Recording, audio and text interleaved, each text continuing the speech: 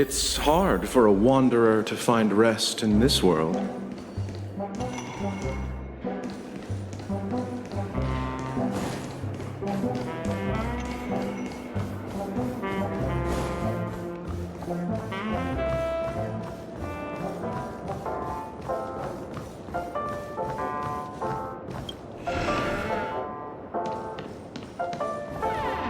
Wake up!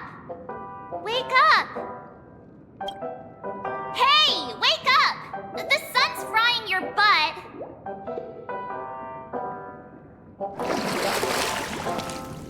Are you okay? Can you hear me? I didn't hear a peep from your room, and it really freaked me out.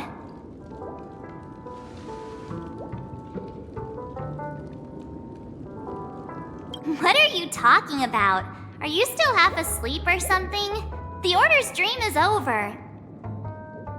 Even though it's been a day, I still break into a sweat when I think about it. Our trailblazing expedition almost ended in Penacony. I'm so jealous that you got a good night's sleep. I was traumatized and too scared to even close my eyes. I thought if I fell asleep, I'd never wake up again.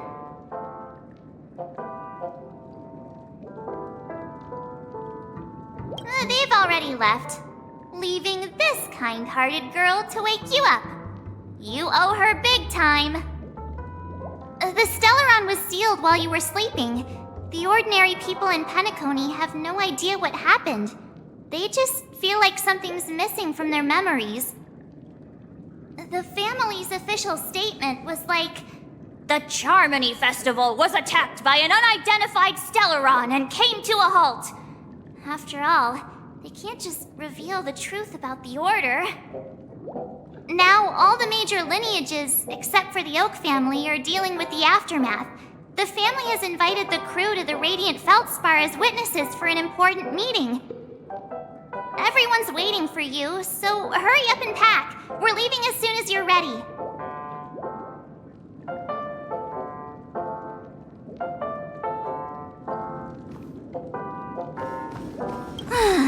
After all this craziness, nothing is better than staying safe in reality. It's a massive airship, and it's awesome! I heard it's never shown to the public. Only VIP guests of the family get to board it and enjoy the breathtaking views of Penacony. The Iris family sent us a bunch of souvenirs. Fruit baskets, plus this fancy button model. After you're back on your feet, you can enjoy them all. We are pretty much celebrities on the planet of festivities now, aren't we? The Stellaron was sealed while you were sleeping. The ordinary people in Penacony have no idea what happened. They just feel like something's missing from their memories. The family's official statement was like, "The Charmony Festival was attacked by an unidentified Stellaron and came to a halt." After all, they can't just reveal the truth about the Order. Now, all the major lineages, except for the Oak family, are dealing with the aftermath. The family has invited the crew to the Radiant Feldspar as witnesses for an important meeting. Why the sudden interest in that? Well, I was dragged into the sweet dream. I felt a cold tentacle diving into my memories. But something else was there. So the tentacle suddenly disappeared.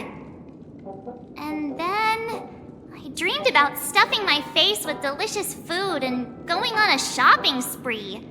Sunday didn't seriously believe that was the life I wanted, right? Breaking free from that cheesy illusion was just a piece of cake. Yeah, let's go. We've got some time before we board the ship, so let's catch up with everyone at Dream Jolt Hostelry.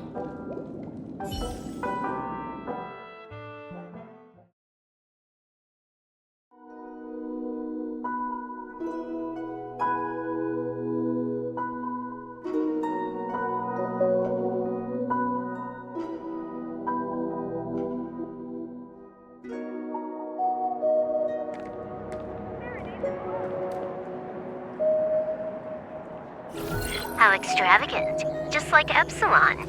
How was it? Did it live up to your dreamscape expectations? You already asked that when we first got here. Yeah, and you said no back then. But after all this madness, I'd say you've grown fond of it. Just a heads up, you're still on the Bloodhound family's wanted list, so keep a low profile. And this time, it's Firefly in the picture, not Sam. That's gotta be a whole new experience for you, right? Indeed. In Kafka's words, that's also a missing part of my life. Still, it'd be quite inconvenient if I can't move freely. Could you help me out, Silverwolf? I knew you'd say that. Don't worry. I've hacked all the systems and left no trace. Don't do anything that may draw attention, and don't talk with guards. They might recognize you. Keep these 2 points in mind, and you can go wherever you want, unbothered. Thank you. No problem, Miss Samuel. I love this fake name. Now that we're done here in Penacony, what will you do in your free time? I hear the Genius Society is here. How about we go stir up some excitement? Well, you know my script isn't over yet. I didn't bring you back to hear an answer like that. Don't worry. The script says that I'll experience 3 deaths, but also receive an unforgettable reward on the planet of festivities. How will I know if I don't try? All possibilities exist until the outcome actually happens, right? You may not realize it, but you have a bad habit. Whenever you seem to be asking a question, you've already made up your mind, and no words will dissuade you. Anyway, Kafka asked me to pass on this message. If you see anything fabulous in Penacony, get one for me too. Just swipe my card, you know the pin. She didn't specify anything, but I guess she means a dress, coat, sunglasses, or something else. You know better about fashion than I do. Sure, I'll keep an eye out. There's tons of options at OT Mall. Do you think she'll like trinkets, like hair accessories or brooches? Those sound more like something for young girls. Maybe you should keep them for yourself. Oh, by the way, Blade didn't explicitly say it, but I think he was trying to say something like, temptation will show up again in Penacony. He's always so subtle with his words. Got it. He was just worried about me. Relax, Silverwolf. You know me. I won't do anything crazy. I just want to wander around and see more of the world for myself. I want to buy some oatcake rolls. I've had a cake roll every day since I arrived in Penacony, from the first day to the last. But today, I'll buy 2 and give you 1. And if you don't like them, I'll enjoy double the pleasure. Or I can bring one to Kafka, as she never refuses. Or maybe I'll give it to Blade. He'll appreciate it. That's not written in the script, right? But as you see, I have added new footnotes to my destiny.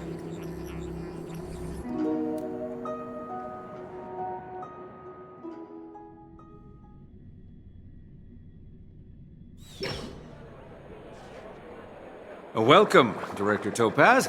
The family ambassadors are still inside making preparations, but the big boss hasn't arrived yet. It'll be a while before the conference starts, I'm afraid. Huh. Quite a spectacle. The family really knows how to make things look impressive.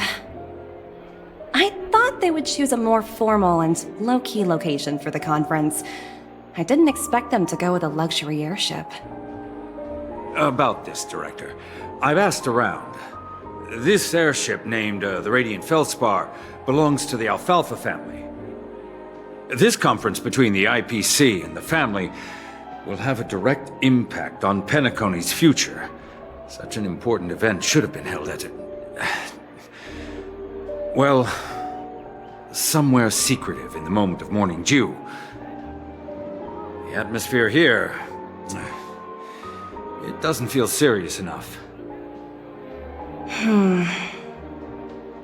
If I'm right, this conference is probably just a prelude.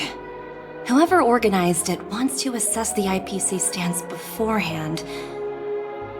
This influential figure either has their own ambitions and wants to reach a preliminary agreement, or they plan to put pressure on us to make us back off.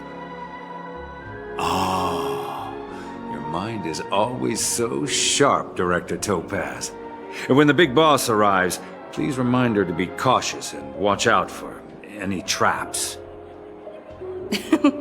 Thank you for the reminder, but I don't think that will be necessary. When she's at the table, it's the others who need to be cautious. Just tell everyone on our team to stay focused on their tasks and not worry about the negotiations. Oh, got it. I'll do it right away. Oh, and one more thing. Don't call Miss Jade Big Boss in front of her, or there will be serious consequences. I mean, really serious. Got it. Thank you for the reminder, Director.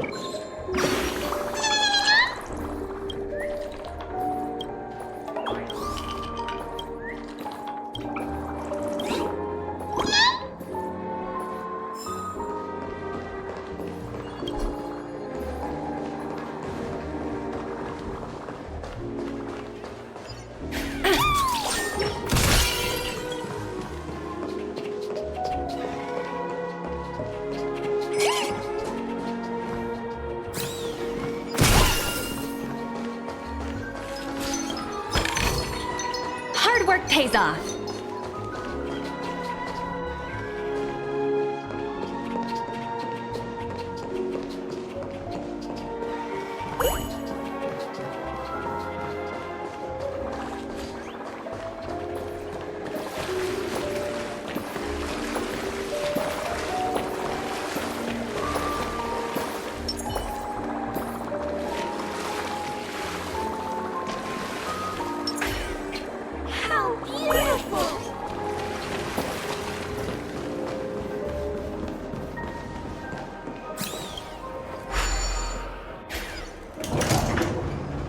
None of the important figures have arrived yet.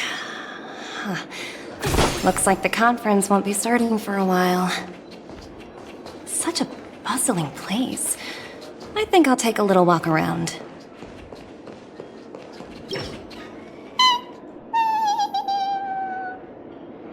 Oh, are you hungry, Numby? Food in the dream. Shouldn't taste bad, right?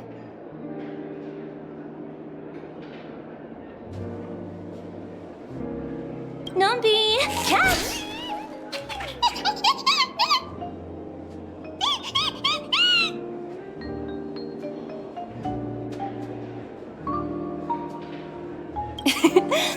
There. Don't be so greedy. Leave some for the other guests.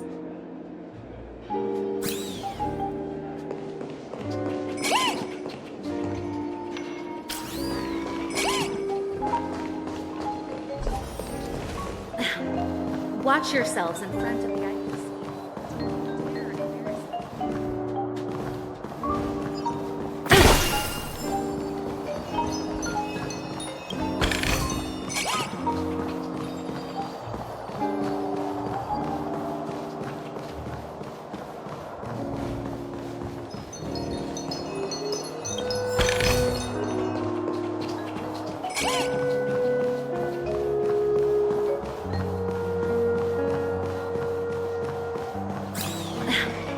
Watch yourself in front of the IPC. Don't you dare embarrass me.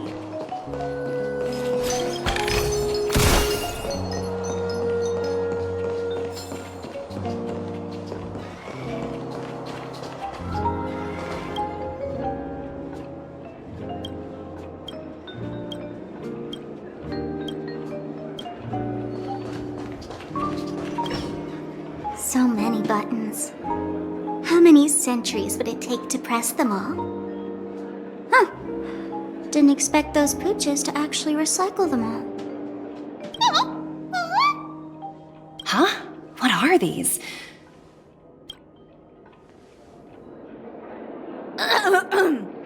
For your safety, please stay away from those objects. For my safety? Are these buttons something dangerous? Not exactly. Lately, there's been a prankster in the Sweet Dream who's been handing out strange button devices to anyone he meets. According to those involved, he said something like, "Just press this button and all of Penacony will explode!" Luckily, no one believed him. Still, the Bloodhound family collected these buttons just to be on the safe side. What will happen if you press it? Hasn't anyone actually tried?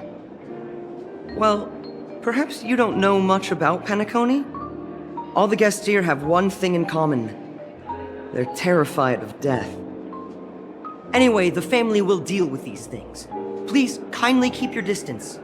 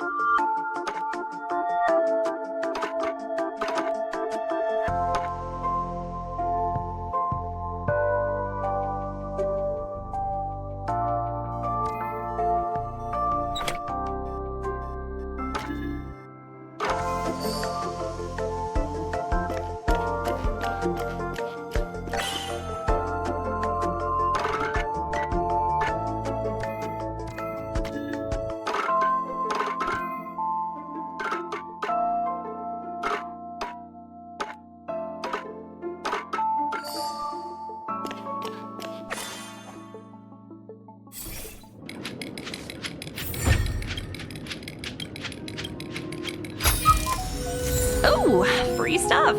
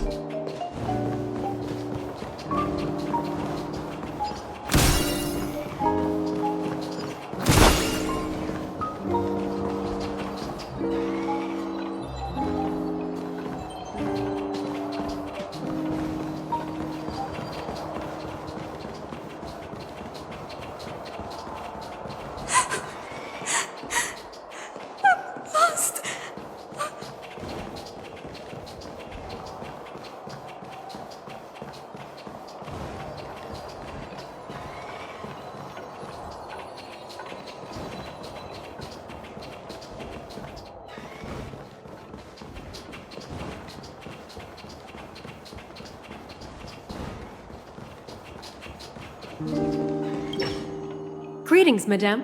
What can I do for you? Hello. Could you tell me more about the Radiant Feldspar? I assume you are the ambassador of the IPC Strategic Investment Department. It's my honor to assist you. The Radiant Feldspar is owned by Mr. Odie Alfalfa, head of the Alfalfa family. Mr. Alfalfa invested a significant amount in building this luxurious airship an Ember era ago, and it has been sailing across the 12 hours of the dreamscape ever since. Oh, so it's owned by old Odie himself.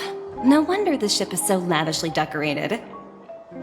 Indeed, Mr. Alfalfa has impeccable taste. Only the most prestigious guests are invited by the Alfalfa family to board this airship.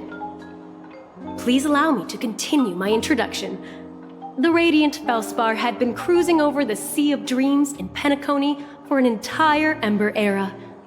But its voyage was temporarily halted due to the recent reverberation. Reverberation? Such a formal way of putting it. You're really downplaying the whole thing. I apologize. Please continue. Following the previous reverberation in the Sweet Dream, the Radiant Feldspar had to suspend its voyage temporarily. Thankfully, the factors that disrupted the dreamscape have been resolved. However, due to, well, certain special reasons, the Charmony Festival, originally scheduled at the Penacony Grand Theater, had to be temporarily postponed. So, Mr. Alfalfa suggested relocating the Charmony Festival to the Radiant Feldspar, taking this opportunity to announce the resumption of the airship's voyage. Ah, well, that would meet the family's needs and also create momentum for Mr. Alfalfa himself. Quite fitting for a legendary tycoon like him. Thank you for explaining matters to me. Goodbye.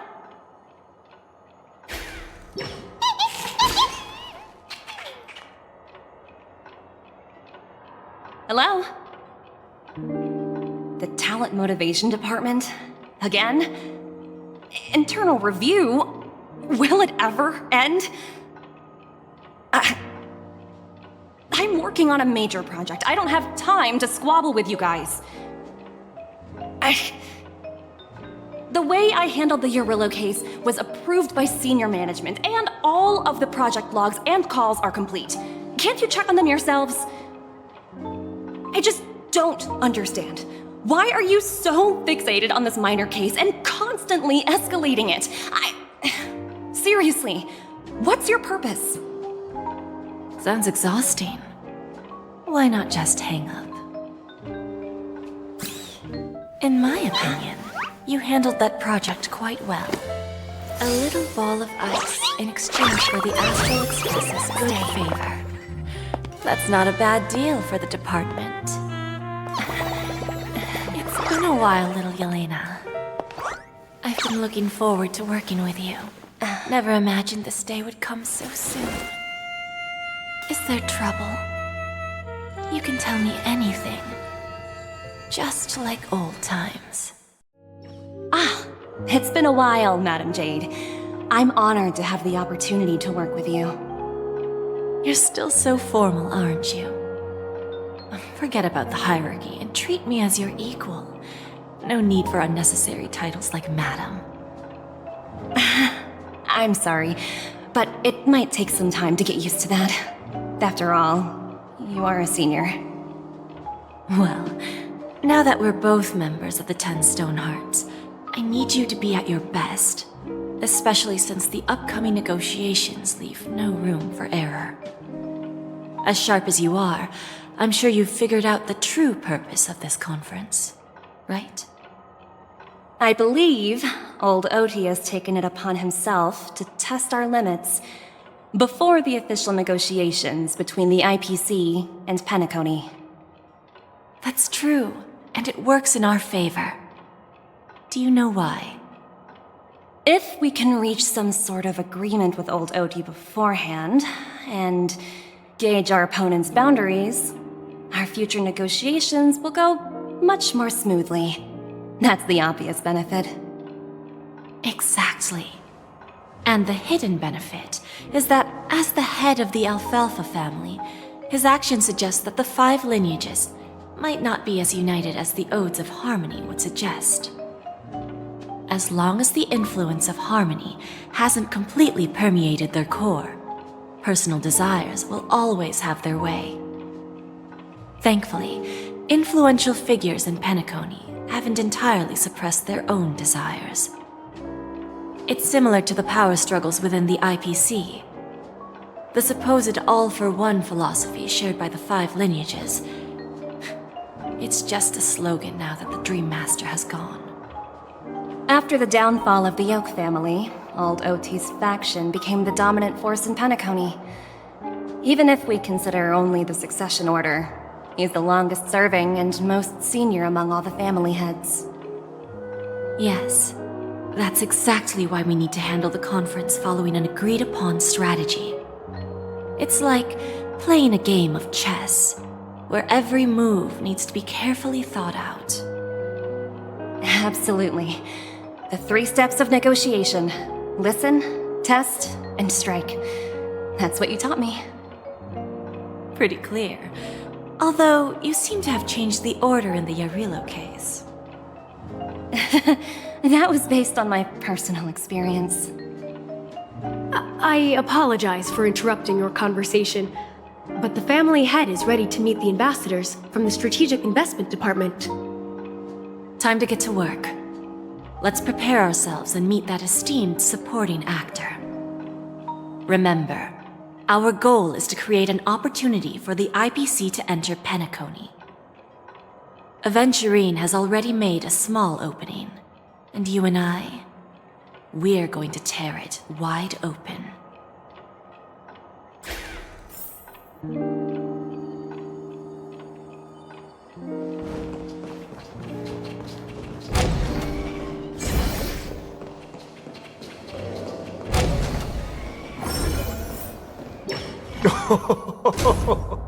Welcome aboard my ship, the Radiant Feldspar. Smart and charming ladies. Please, have a seat. Let's have a pleasant conversation.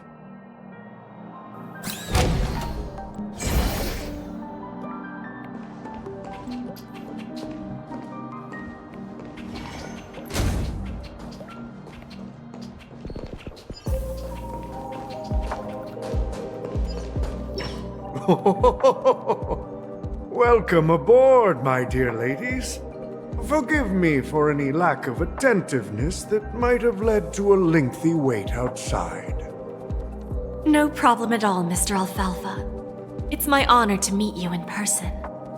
You may not be aware, but the book Odi Alfalfa, the biography, is a must-read for all Strategic Investment Department employees. After all, to many, you are the legendary figure who single-handedly built the Penacony economy. I expected no less from the 10 Stonehearts from the Strategic Investment Department. You're definitely skilled in the art of conversation. I always enjoy talking to smart people because we don't have to beat around the bush. We can just get straight to the point instead. Since I invited you IPC ambassadors on board, I'm sure you've figured out the topic I'd like to discuss, yes? The future of Penacony, if I'm not mistaken. Precisely. Those few words represent a terribly complicated situation indeed. Let's take that golden-haired guy who's not showing up, for example. He put in great effort and almost got himself killed. But what was it all for? Wasn't it eventually to create an opportunity for you IPC to regain control of the precious Astana? The wisdom and experience you've accumulated over 10 Amber Eras are truly impressive. Let's assume your assumptions are correct, Mr. Alfalfa. How would you respond to the IPC's actions? I appreciate your composure, Miss Jade. You must have witnessed much in your worldly experiences. However, perhaps you don't know much about Penacony. Old Oti won't sit idly by when faced with a greedy wolf.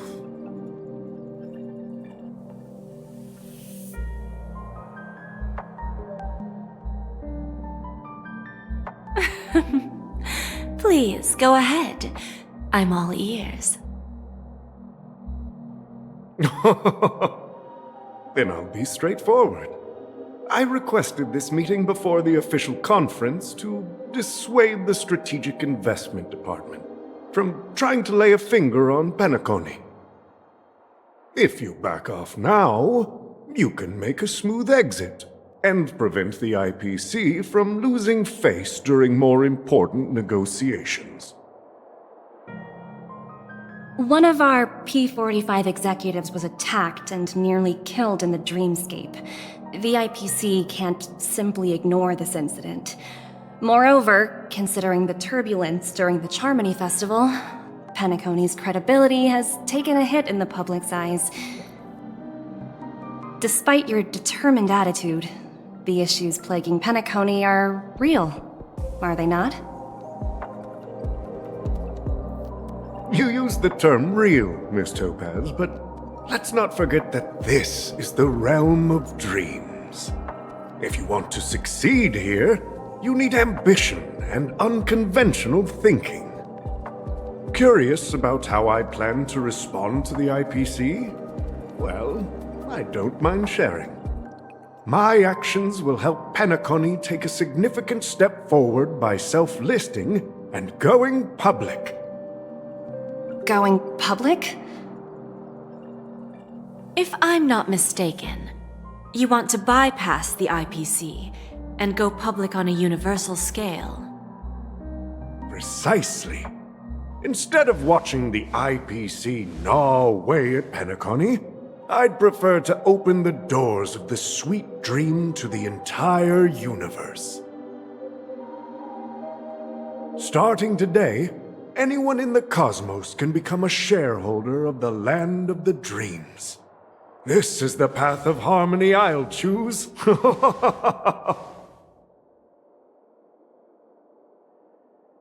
This reform should have been implemented earlier, but unfortunately, the Oak family were a bunch of blockheads blinded by order.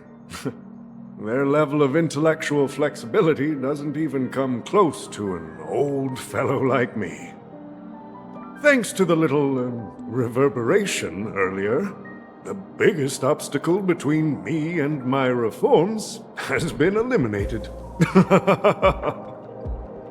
The Alfalfa family will publicize the financial results of Sweet Dream Paradise, so that the entire universe can see that despite the catastrophe, Penacony still holds immense potential and opportunities, and that the family remains confident in its future.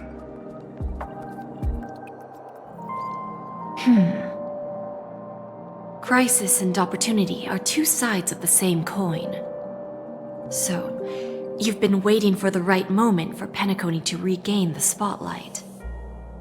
And if Penacony should seize this opportunity to overcome adversity, even if the IPC tries to intervene, Every move we make will be scrutinized by trillions of people.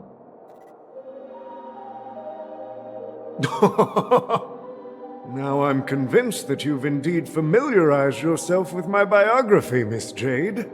So, about your next move. Please, consider it carefully. Indeed. We need some time to digest such a wealth of information.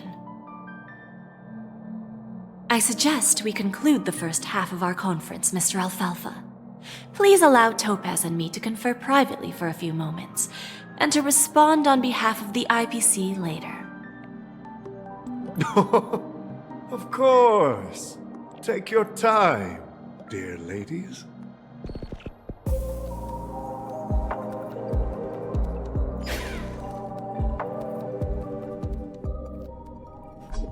The Alfalfa family had a meeting with the IPC? I got this information from a message sent by that IPC ambassador. He said it was to return the favor. It's not hard to imagine. Penacony today is pretty much like the frontier prison it once was, with external forces casting greedy eyes and the undercurrent of order lurking within. Instead of falling into a situation where they are plagued by both external and internal threats, Penacony would rather take a step back and invite the IPC to negotiate at the table, ostensibly to cooperate, but in reality, to secure more opportunities for their own survival. Well, no wonder they sought the mediation from the Astral Express. In your opinion, who should we stand behind? I don't think the followers of the Harmony are completely innocent victims in all of this. For reasons unknown, they have a strong desire to smooth things over, which leads to speculation about their motives. If either the family or IPC were to assume full control of Penacony, it would return to its previous illusory dream of hedonism, and the efforts of those previous nameless would once again go to waste. There you are. Did you rest well? I didn't disturb you since you were in a deep sleep.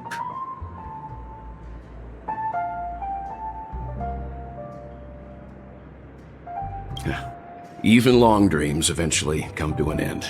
Our adventure in Penacony is reaching its conclusion.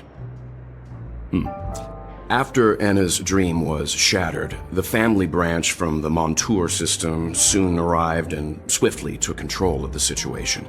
Most members of the Oak family fell unconscious, but fortunately, their lives were not in danger. The mastermind behind the plans was confirmed to be Gopher Wood, the previous Dream Master. But by the time we arrived, he was dead already.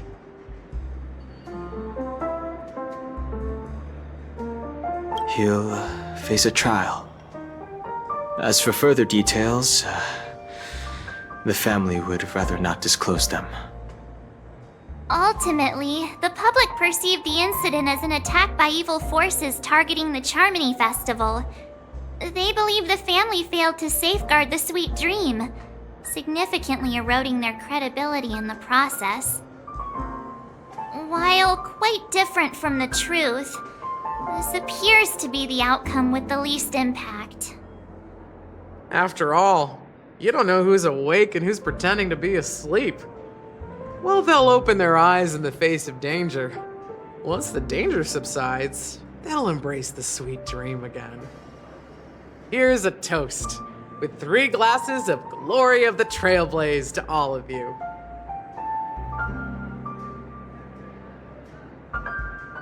Yeah, it's good to see you all again. Although we might be saying goodbye again after this reunion. When will the Astral Express leave Penacony? We'll stay a bit longer, but not too long. So, this is our final meeting then? If this is a farewell, then it seems to be missing something. Music? Atmosphere? Maybe a special drink to honor those who are not here. Let's see. The mixed drink should be solemn, dignified and unique, as we'll use it to pay respect to those fallen heroes. To the Nameless, resting in peace, and to Gallagher.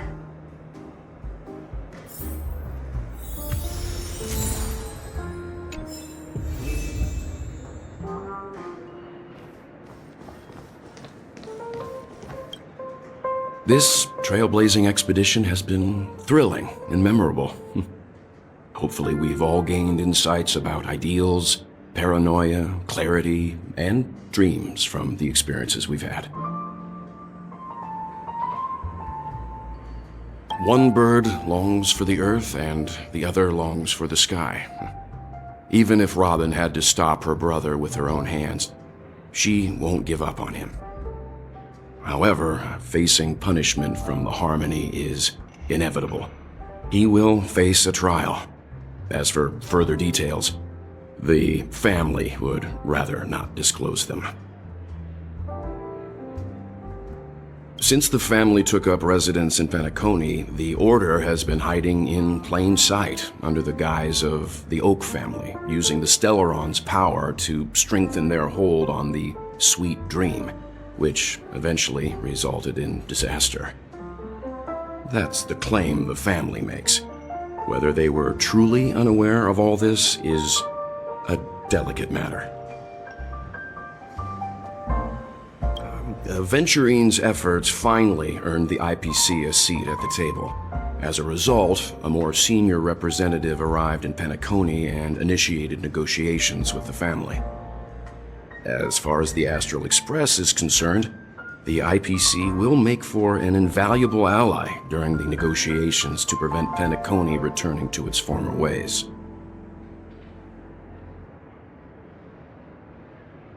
Well, it was somewhat surprising. In that dream, I returned to my homeworld and reunited with my long-lost friends.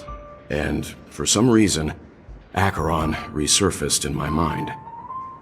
When I realized that her conclusion was not preserved in memories, I became aware of the bitter truth. The conclusion of a journey can often be sorrowful. All we can do is to try to make sure it ends on a happy note.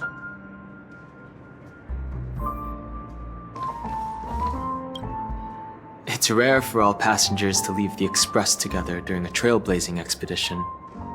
But for Penacony, it seems most appropriate. Given the conductor's presence, there's no need to worry about it. However, it's crucial that we soon return to inform Pom Pom about, the Nameless. In my dream, the Express stopped at many places, and passengers came and went. However, the five of us were always present, and the journey seemed never ending. Perhaps this could be a deep-seated desire inside me, and upon realizing this, I knew it wasn't real. No related records exist in the databank, but I have a theory. The hidden dangers of the Order have always been within the Harmony, and this issue existed within the family from the very beginning. However, now that more powers in the universe are aware of this secret, the situation in the cosmos will become more complicated. Like I said, we'll go and see. Once we've packed everything, we should head to our next destination.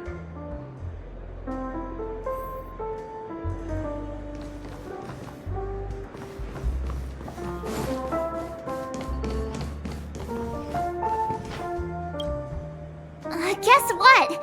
Something weird just happened when I was on my way over here. Someone gave me a strange gift. So I unwrapped it and found out it was a button with a message on the back. Just press this button and all of Penacony will explode. This sounds terrifying. Of course not. Who would press something like that. By the time I turned around, the person had already vanished, so I handed it over to a nearby hound. I heard there were many similar reports before the Charmony Festival started. I'm really worried about the future of Penacony.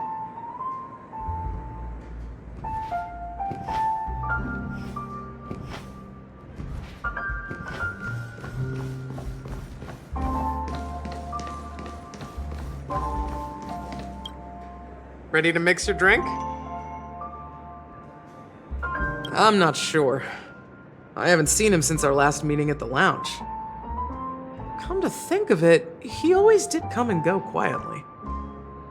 We used to discuss everything here. But every time he'd leave, I'd realize that I didn't know him at all. Such is the mystery that is Gallagher. I have a hunch. Perhaps he's already fulfilled his wishes and won't be coming back. Before we start, would you like to talk to your friends? We have plenty of time. All right, as you wish. I think I have an idea about what drink to make. Would you like it bitter or sweet? It's up to you. Choose the flavor that suits you best at this moment. Drowning sweetness. One of the most challenging drinks to make. A slight imbalance in the ingredients can result in an overwhelmingly viscous sweet taste. However, with the right ratios, you get a uniquely sweet drink with a lingering aftertaste. Not a bad choice. Let's start mixing.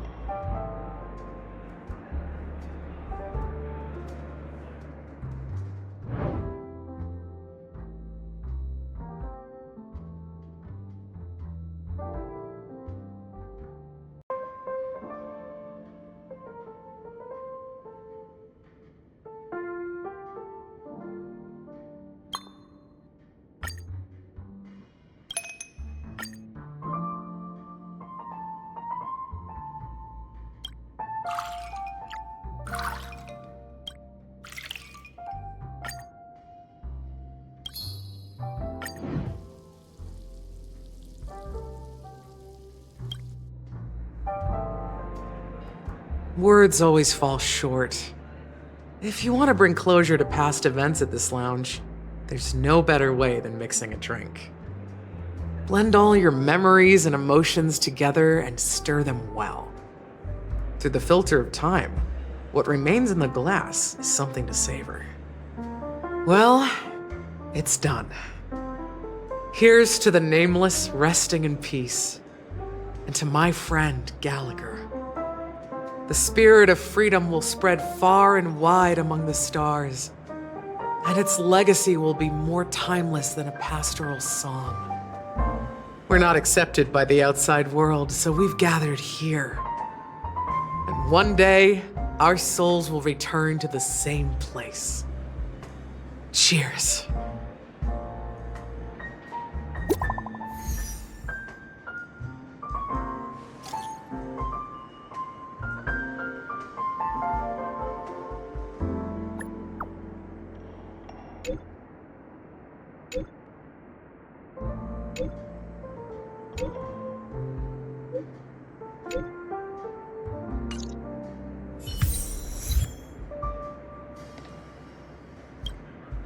Oh, are you leaving? Oh, then take this with you. I've mixed more of this last special drink for you. The past shouldn't be forgotten. So I hope it brings back the flavors of Penacony. Thank you. I'm sure it'll leave a lasting impression. If you happen to run into Gallagher, make sure he has a sip too. I know his tastes, and he'll be thrilled. All right, enough with the heavy stuff. You guys have important things to take care of, so let's not dwell on things. Whether it's the Astral Express or Penacony, there's still a long journey ahead. So let's lift our spirits, guys. and embark towards our tomorrows.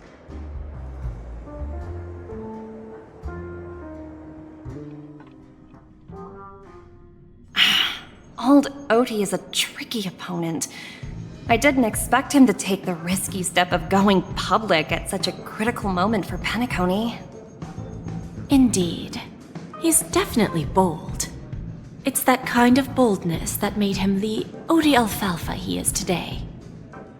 Still, the outcome is uncertain. Shouting loud doesn't necessarily carry any weight. What about the phone call I asked you to make, Topaz? They agreed. But it'll take some time before they arrive. Just as it should be. The sweet dew should be served after the bitter poison. Looks like we'll be skipping the exchanging apples step this time around. Now that we're dealing with a greedy merchant, a simple apple wouldn't make a difference. Well, I guess I included myself in that remark too. Now I'm a bit curious, Topaz. Do you think Penacony is a quality asset? Yes. Despite its recent calamity, Penacony remains a top quality asset within the cosmos, with good credit, lucrative potential, and promising prospects. Well, that's obvious, but what I truly wanted to know is, this project is obviously too bland for your taste, isn't it? That's true.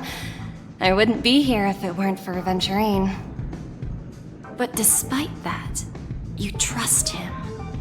You even entrusted him with a cornerstone. Something as precious as life itself, to finish this gamble. Are you not in the same boat, Miss Jade? Without us playing along, your Jade Stone wouldn't have made it across the border so easily, allowing you to see all desires that flow through dreams to gain a bargaining chip in negotiations. That's why I'm willing to stake my Topaz Stone to cover for you. It's like one big, elaborate game of chess. Once that kid sets his mind to something, nothing can stop him. Not even fate. Well, at least he's still alive, and that's the best outcome. Looks like we've strayed off topic, Miss Jade. Should we discuss our next steps? No need.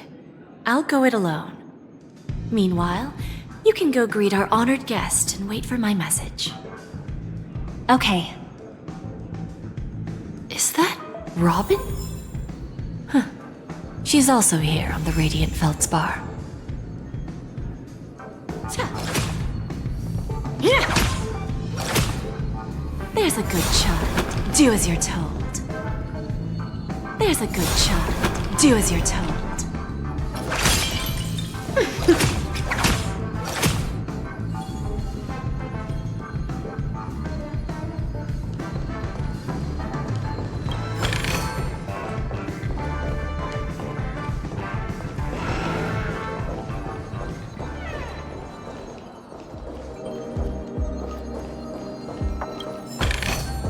Is that all? Hardly worth the bother.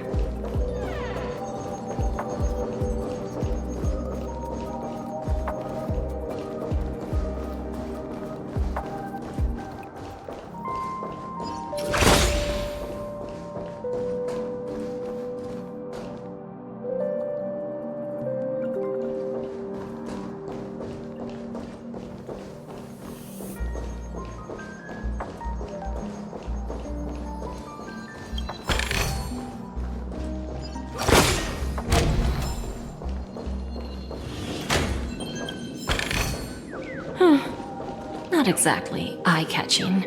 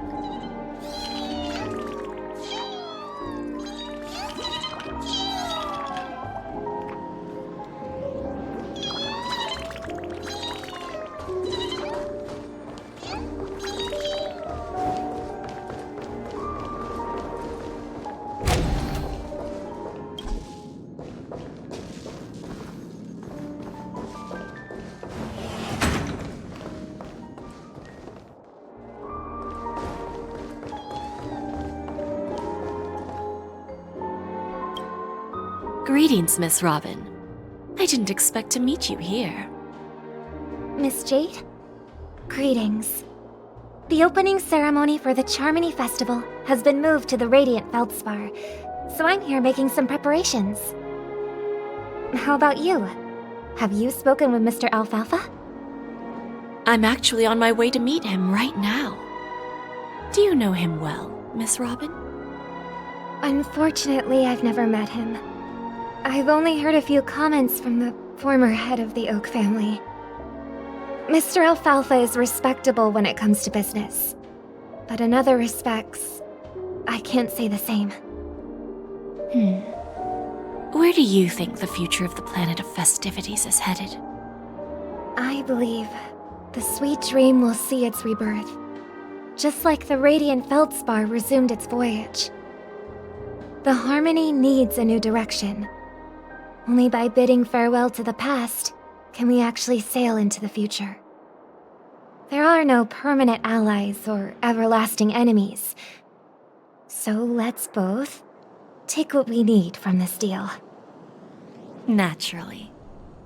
I'm looking forward to your performance. See you at the festival. See you later, Miss Jade.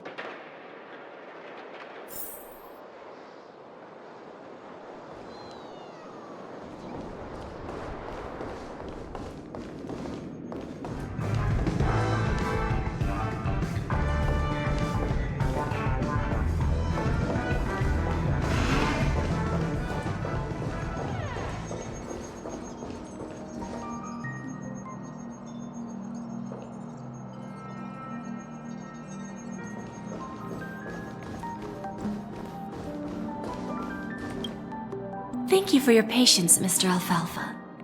Let's continue our discussion. Figured out something already, Miss Jade? But where is Miss Topaz? Topaz has something else to take care of. You'll be seeing her later. Talks can still continue between the two of us. Is it just me, miss? Your tone sounds very different now. I need to set a good example for my junior. It's not a good habit to be too loose-lipped during negotiations, right?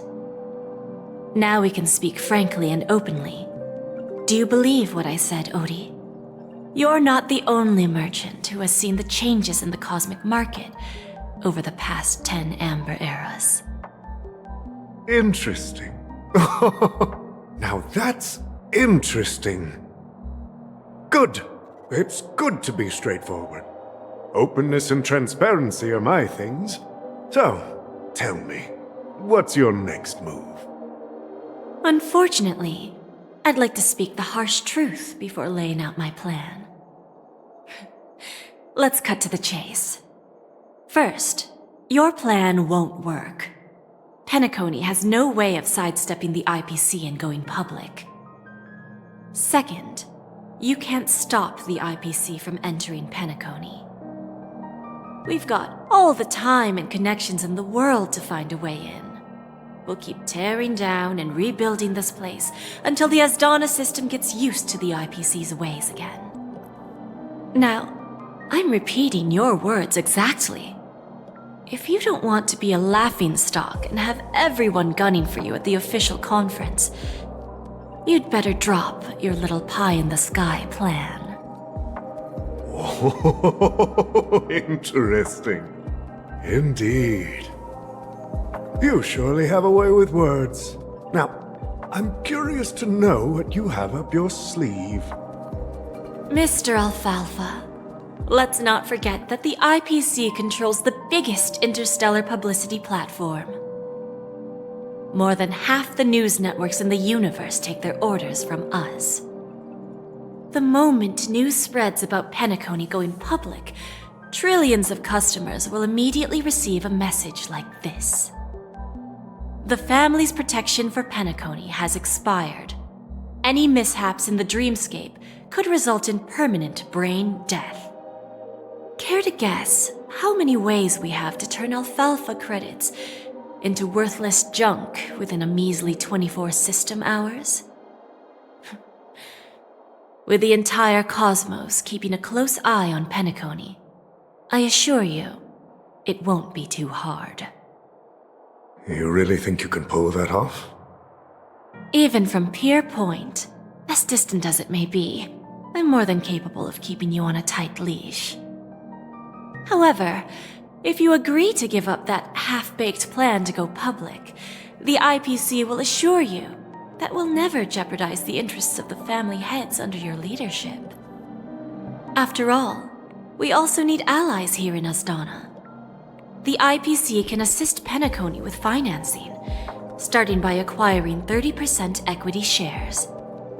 With our financial support, stabilizing and rebuilding Penacony will be a piece of cake. 30% equities, eh? Who can guarantee you won't want more in the future? That's the brilliant part of it all.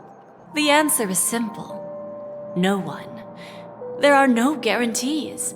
It all hinges on self-awareness and mutual respect. However, the board of directors will consider the interests of the family heads to some extent.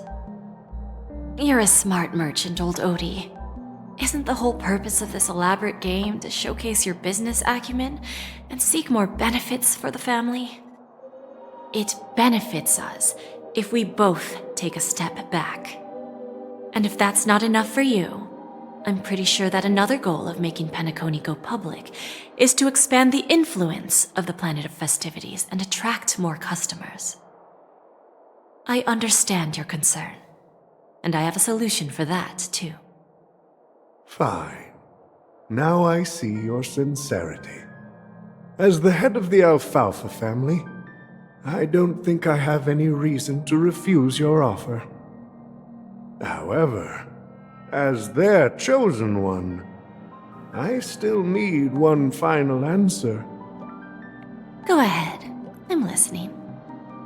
When I was a child, I heard the adults recite the tale of the ancient Ember Era, about the ascension of Shipe, the Harmony, and the downfall of Enna, the Order. The Order and the Preservation used to be close in ancient times. So, why does the IPC, as a follower of the Amber Lord, seek collaboration with the family instead of aligning with the Order? The answer is simpler than you think. It's all about credits. Everyone's favorite thing and the universally recognized currency among the stars. The IPC has the power to perpetually ensure their value. With each new world integrated into the credit system, the IPC adds another building block to its cause. Eventually, all exchanges, capital, and businesses will operate within a unified monetary system. By then, all planetary developments will be recorded in accounts with well-defined values and the ability for exchange and circulation. And the heart of everything will be Klepoth's credit. Ah, and then the IPC will be able to exert influence over everything. Our intention is to establish enduring preservation, so I'm sure you can understand. This universe doesn't need two types of order.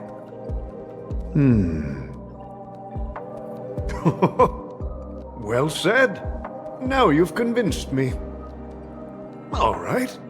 Tell me your solution. Let's see if we're thinking the same thing. Then let's continue our conversation. Please, Topaz, invite Sweet Dew to join us at the table.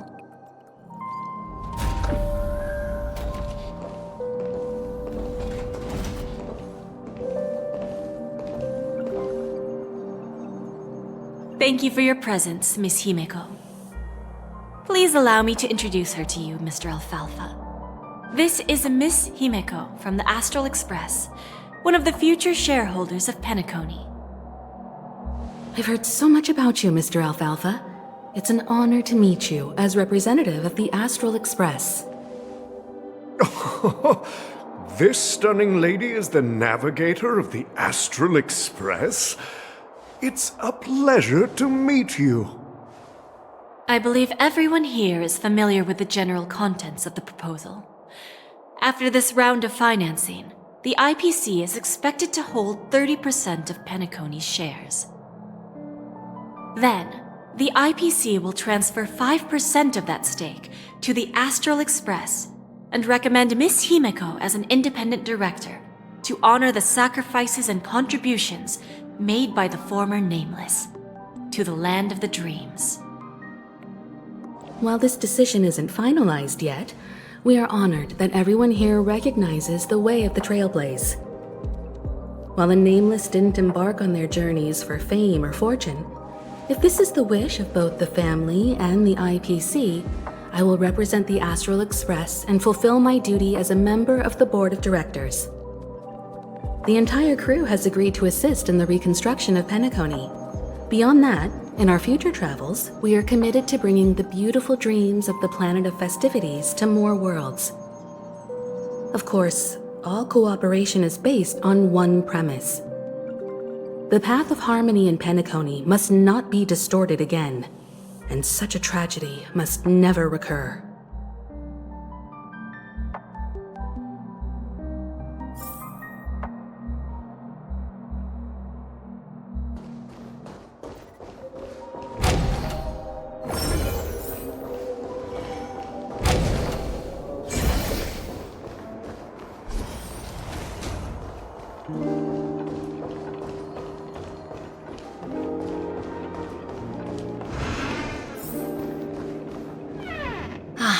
Old OT is in agreement, so the issue is settled, I presume. What about the remaining family heads? They will soon realize the situation. When old Odie answered the last question, he represented more than just the Alfalfa family. When should we schedule the formal negotiations? I'll handle the arrangements. It's all up to you. I'll step back and let you handle the negotiations and takeover. I won't be involved. But Miss Jade, this is... Aventurine initiated this case, and you were his project partner. If that kid hadn't overplayed his hand, I wouldn't have been pushed to the forefront. I came here today to help you sort out the toughest issue. I trust you'll be able to wrap things up quite nicely, little Yelena. Of course, there won't be any problems. And please, give Diamond my assurance. Don't worry. Diamond has always trusted us. I'll put in a good word for you, and you'll have your P-45 position back in no time. Radiant Feldspar. What a fantastic ship. Now that my business is done, it's time for me to indulge in my own little hobby. You want to open a Bon and Jade exchange branch on this ship too? Opportunities like this don't come around often. Just look at the guests on this ship. They're surely holding a wealth of valuable treasures. Well, I'll take my leave. A pawn shop can't run without a boss. See you around, Topaz. I have one more question for you, Miss Jade. Go ahead. That dose of bitter poison. I'm curious as to how you found this information. I didn't find the information. It came to me. It was from a lady concerned with the future of the Harmony. In return, I've agreed to help her with something, but that's for later. We can deal with it after we leave Penacony. You see, that's what investment is all about. The seeds of opportunity are already sown. They only need a little bit of nourishment to take root. And then after, all we need to do is wait patiently. Like right now, for example. It's just about time my final guest boarded the ship.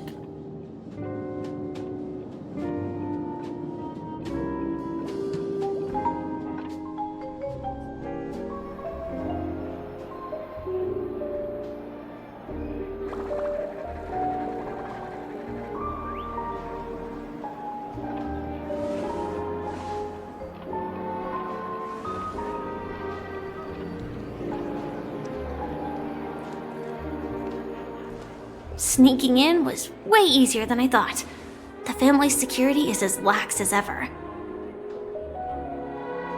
So, this is the Radiant Feldspar.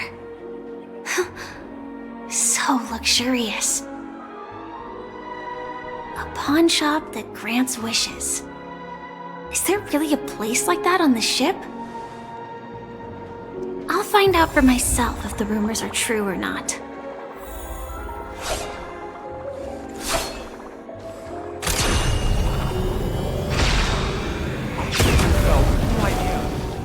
Just completely face planted.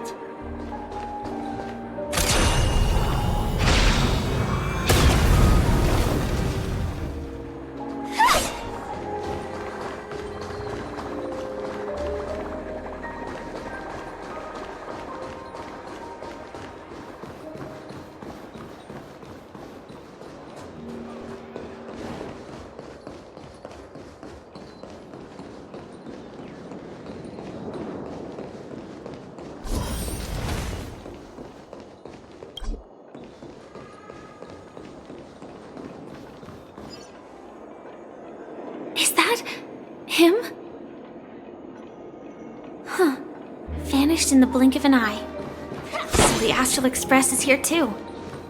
By the way, there's one more thing. Mr. Alfalfa and I discussed it. I'll present a gift to the Astral Express on behalf of the family as a token of gratitude for the Nameless's contributions to Penacony. Please help me with the necessary arrangements. Right away, Miss Robin. Can I ask you something? Oh, greetings, miss. Is there anything I can help you with? Do you know how to get to the pawn shop? Pawn shop? Ah, you must be talking about Lady Bonajade's place, right? I heard she offers, special services there. I've marked the pawn shop's location on your device.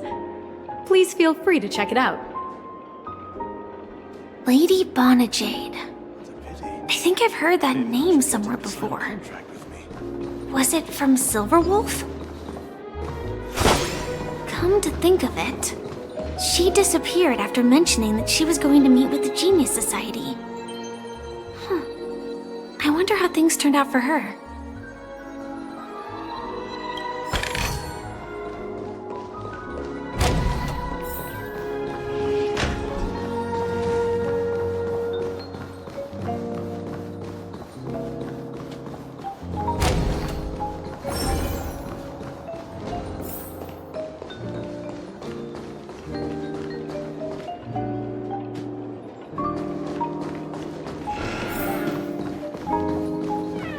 Welcome to Bonajade Exchange, Radiant Feldspar branch.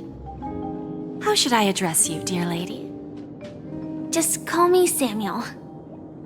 Samuel. Nice name. So what do you need, Miss Samuel? And what are you willing to give up in return?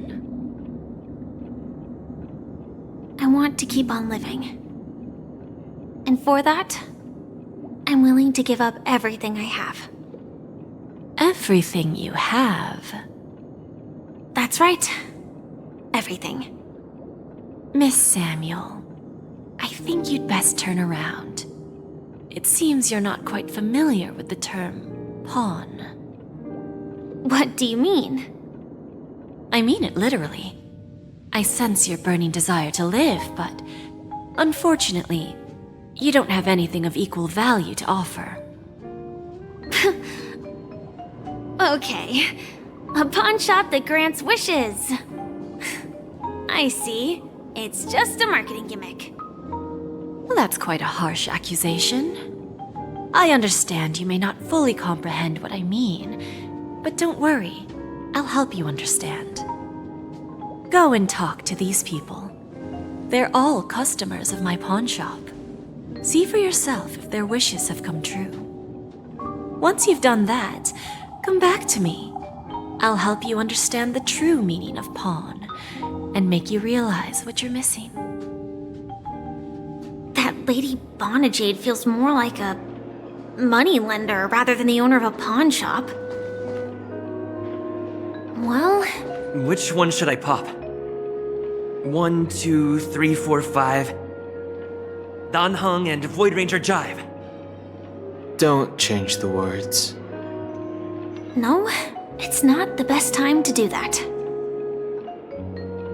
Sorry. I'll catch up with you later.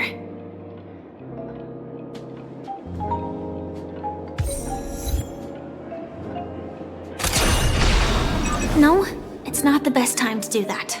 Sorry, but I've...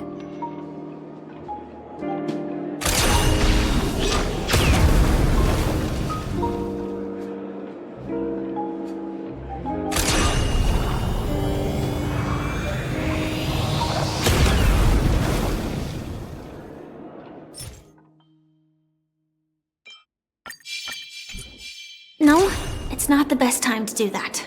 Sorry.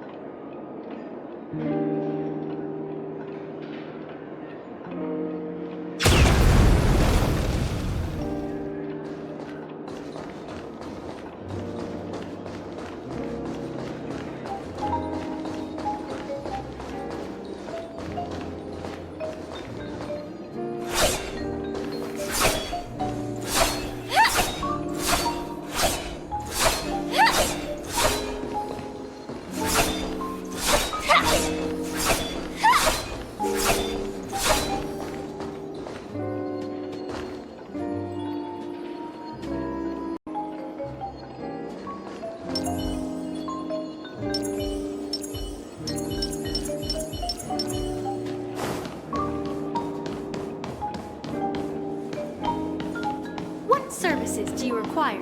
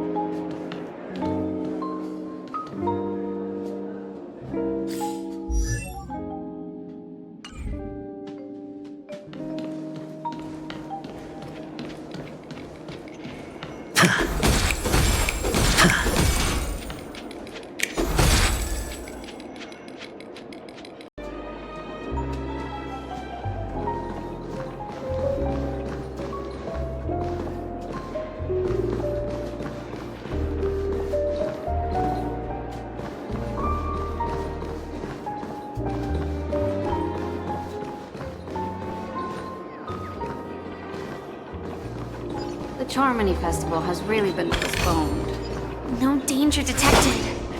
But never let your guard down.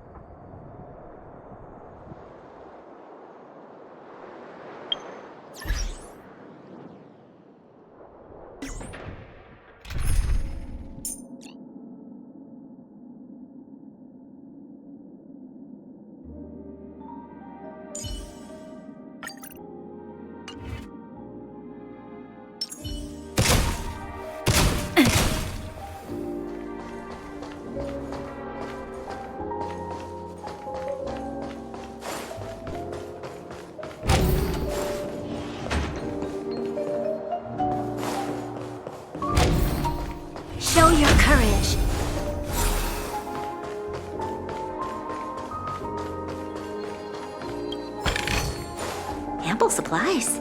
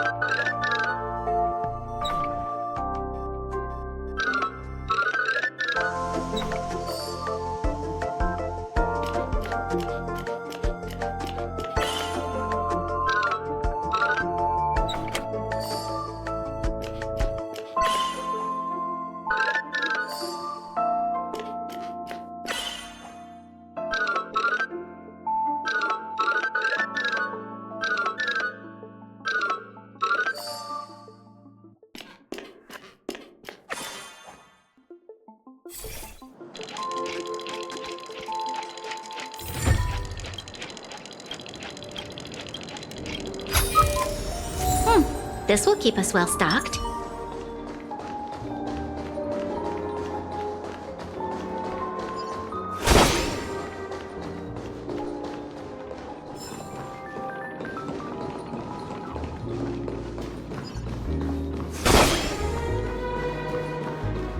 Hey, excuse me. I was here first.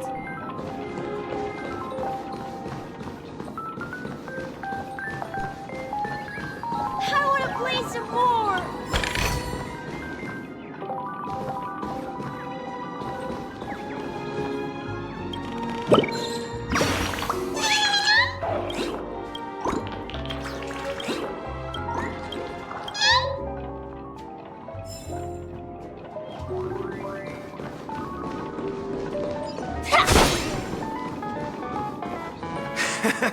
Got it.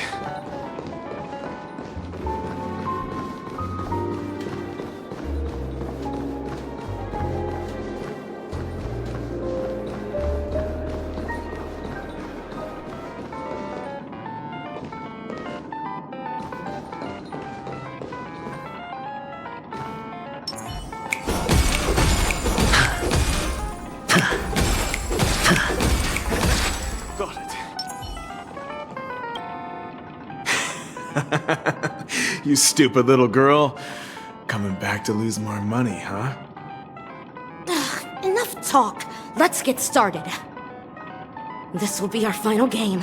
I'm betting my entire fortune. Oh, a big talker, huh? All right, let's see what you've got.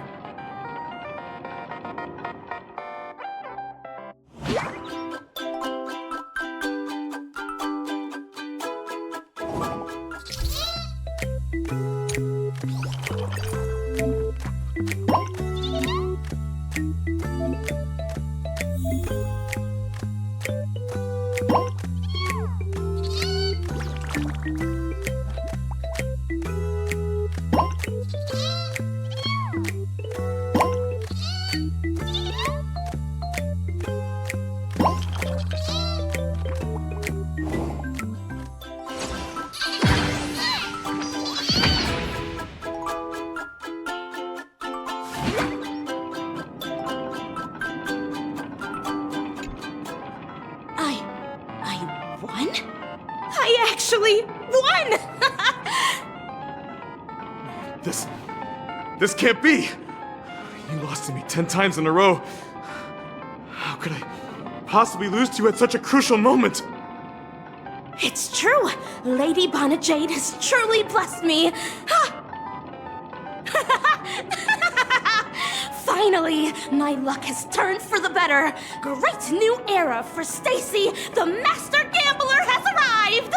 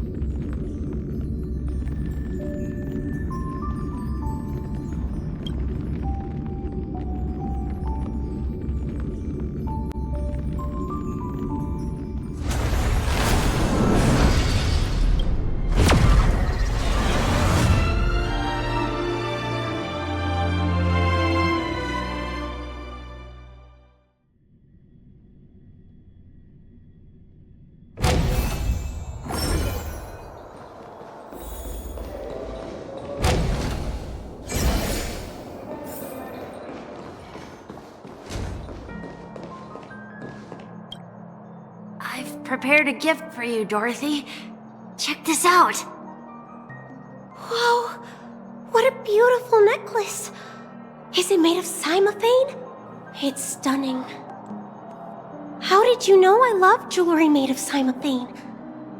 It has the same purple hue as the necklace my dad gave my mom. I've never told anyone about it. How did you find out, Del?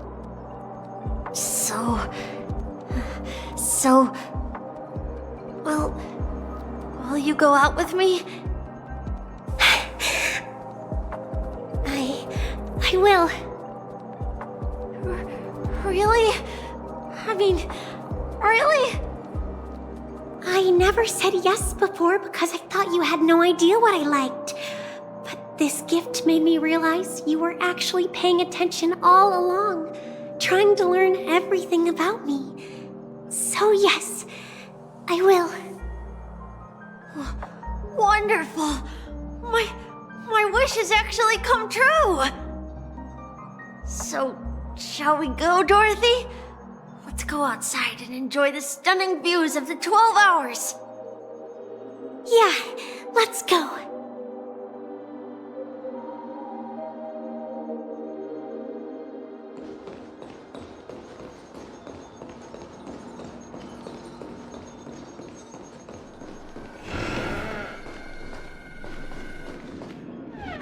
Hey, did you see that? The gray-haired one outside. Don't look around, just focus on your drink. Seriously, they look like a total lunatic. Is that him?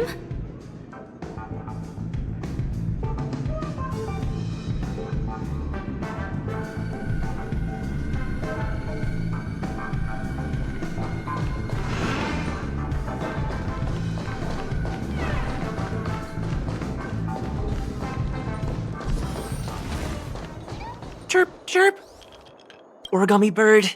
Hey, little birdie. Come on. Oh, calm down already. Everyone's staring at you. No, it's not the best time to do that. Sorry. I'll catch up with you later.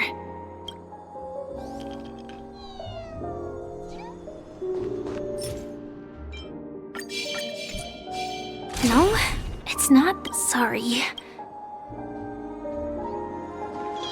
No, it's not. Sorry.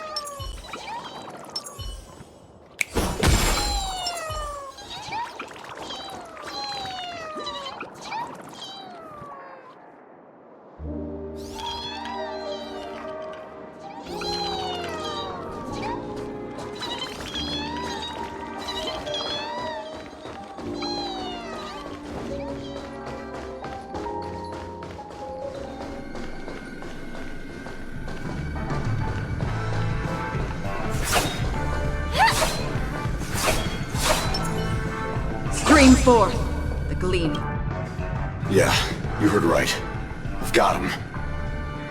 He's been hiding at the moment of soul in Penacony, using a fake identity. And he even posed as a professor at Paperfold Academy. I've made a deal with the family. I'll leave the extradition-related paperwork to you. How'd I find him? Well, let's just say I had some help from an influential figure. Don't ask for the details. 22 years. Yeah. 22 years of chasing this guy all over the cosmos. You know, never thought it'd end up like this. Right here. I'm gonna hang up for now, partner. I need to raise a glass to myself.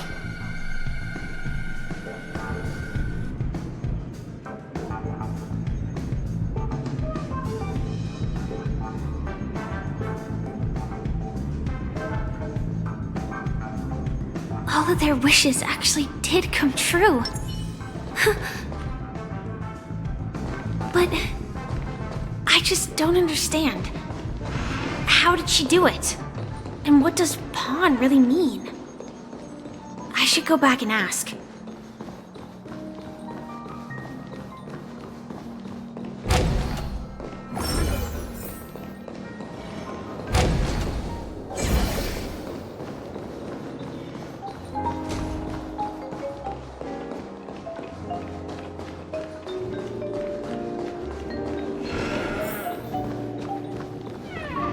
So you're back, Miss Samuel.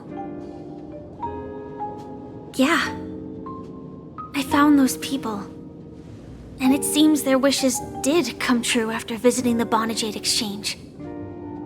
But I'm not sure what you want me to see. They all seem to be living fulfilled lives. Not so fast. This step was just to show you that the Bonajade Exchange is genuine. That I had the power to grant their wishes. And now, I'll tell you the price they paid. Dell was from a wealthy family. He was head over heels for Dorothy and wanted to win her heart. So he made a deal with me. He put up his entire fortune in exchange for a gift that would impress Dorothy. It was a piece of cake for me, thanks to my IPC connections. However, Dell will soon find himself evicted from the dreamscape because he can't afford his room. Whether he can bounce back from poverty, well, that depends on him. Let's just hope that necklace will keep their relationship from crumbling. Then there's Stacy, a lady with a gambling addiction. She wanted some serious luck, but she had nothing to offer, so I took something else instead. I took away all her close relationships. From the moment she stepped out of the Bonajade Exchange, every casino in the cosmos would remember her name. But her parents and siblings would sever ties with her, and it would be impossible for Stacy to make any real friends again. She will accrue a vast wealth due to her good luck, but she'll never be able to use it for the people who truly matter to her. As for Detective Walker, he spent 2 decades chasing down a wanted criminal for some heinous crime. But he never caught the guy. In his desperation, he came to me. He offered his own memory system as collateral. In due time, his memories as a detective will be erased, and he will completely forget his own identity and all the sacrifices he has made. Interesting, don't you think? I fulfill people's desires and grant them favors, and soon they come back to me with even greater desires. When people see others' desires get fulfilled, they develop their own desires. It seems like an endless cycle, but it does have a goal. In the end, I will get what I desire from this whirlpool. And patience happens to be one of my greatest strengths. So now, do you understand what you must give up, Miss Samuel? Or should I address you as AR-26710, a remnant of Glamoth's Iron Cavalry? I'm not surprised. You are much calmer than I expected. Entropy loss syndrome. Truly an unjust misfortune, isn't it? The higher-ups in Glamoth implemented such a failsafe within the genes of their warriors, just to make sure the Republic's most powerful weapons wouldn't fall into the wrong hands. As for the price, those Iron Cavalries weren't exactly seen as regular, independent humans, so there wasn't really a price to be paid. However, you are different. You're now a Stellaron hunter, a living being named Firefly. Naturally, you want to continue your existence, but with the Firmament Front gone, the people who know the secret and can cure the disease are nowhere to be found. Are you suggesting that the IPC has a remedy? Well, there might be a silver lining. That's all I can say for now. I see. It's no wonder you said I can't provide anything of equal value. Because nothing I own holds any meaning. So, you're going to ask me to personally restrain my partners to ensure my own survival? Unfortunately, that's not quite the case. Partners. A nice way to put it. Now I'm even more curious about the Stellaron Hunters. Each of you has your own identity and a special bond with each other. It's strong and intimate, and yet it allows for independence. Just as the 10 Stonehearts follow Diamond, you follow your own leader. I wonder what they are like, and if all Stellaron Hunters are like you. Traveling on the path of finality, but struggling against your destiny. Attempting to move in the opposite direction. I really hope that one day, all of you will come and visit my pawn shop. I'll be waiting patiently for that day. Can I see this as an invitation? From Diamond to the Stellaron Hunters while keeping the IPC in the dark? Consider it more of a personal offer from myself. It doesn't represent the IPC or the Strategic Investment Department. The Stellaron Hunters have interacted with the IPC, but not the 10 Stonehearts. Our paths have never crossed. As for your offer, I can pass it along to my partners. But I have a question. You know who I am. And you must know that my partner is keeping an eye on this room. If she wanted to, she could let the entirety of Purepoint know about it within a few mere seconds. What drives you to take such a risk and extend this invitation on behalf of Diamond, even if it could lead to your downfall? Simply put, you and I are the same. However, unlike you Stellaron Hunters or the Astral Express, we band together merely to obtain what we want. Each of us has our own past and destined ends, and on this journey, we have been invited by Diamond to join him. This journey could be either brief or long, as each of us carries a void in our hearts that can only be filled from the outside. So, Diamond made us a promise to divide the power of the Emanator of Preservation into 10 pieces and give each of us a cornerstone to fill that void. Mortal flesh is fragile, yet my heart is unyielding like the monolith. For without this resolve, the way of preservation would fade into oblivion. So, you understand? This pledge goes beyond a mere oath. It's our collateral in exchange for opportunities, wealth, survival, and a future.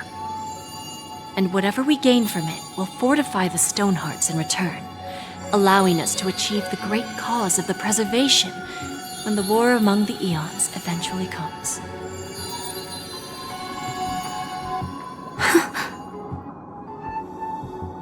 understand. Take your time, child. You don't need to give me an immediate answer.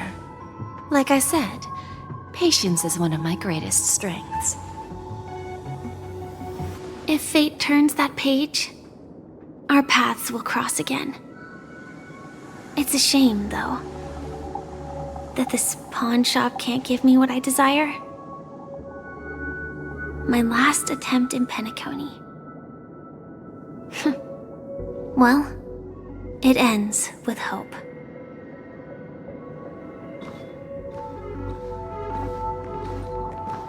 Lady Bonajade?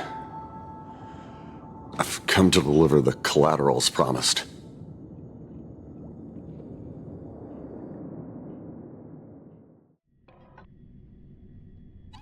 Turns out, the meeting to decide the future of Penacony went much smoother than expected, with little debate. Oh, the Charmony Festival's opening ceremony is starting soon. I should head down and take a look. This airship has quite a few treasures. A bountiful harvest.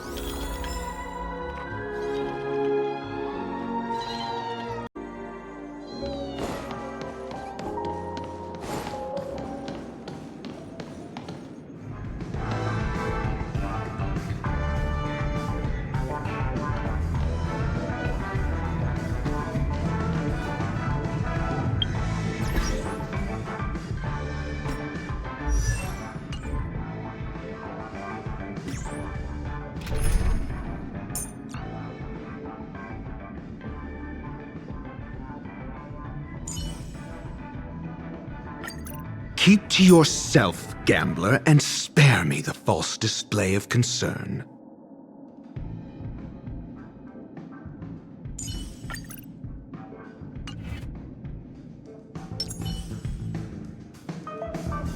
For the theater of the mediocre.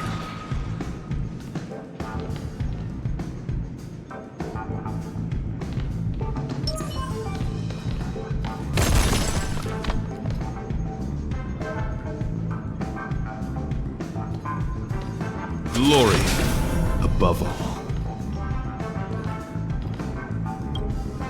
Remember, I can take you out with just one shot whenever I choose. Oh, that'd be my honor. Don't worry, I hate cheating at the table. You better. Ah, look who's here. The great hero of the Astral Express.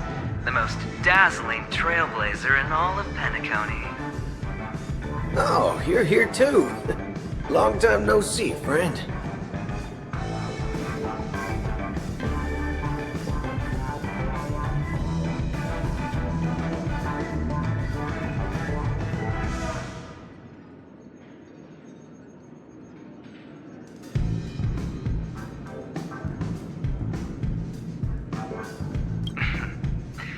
Merely a greeting of platitudes.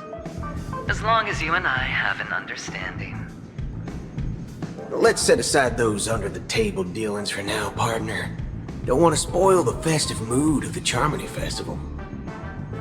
I agree. Now let's congratulate Mr. Trailblazer. I hear the family intends to thank the crew at the Charmony Festival.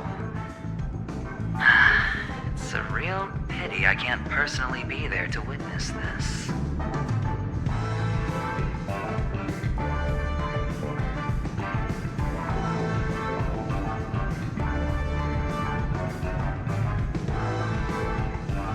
Well, my job was just to give the IPC an opening.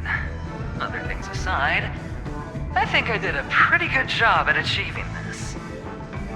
While you were at Dreamflux Reef, we were actually close by. You wouldn't have been able to dig up so much dirty information without the help of a knowledgeable friend. But that emanator didn't pull any punches. My body couldn't hold out too long. Otherwise, this would have been settled in a much cleaner manner. No problem. If punishing the wicked and eradicating evil is a top priority. Would have been strange if we sat it out. Making an entrance like that, us Galaxy Rangers are making a comeback. Reckon you'll meet quite a few followers of the hunt on your journey. Do me a favor, pass on my regards, will ya?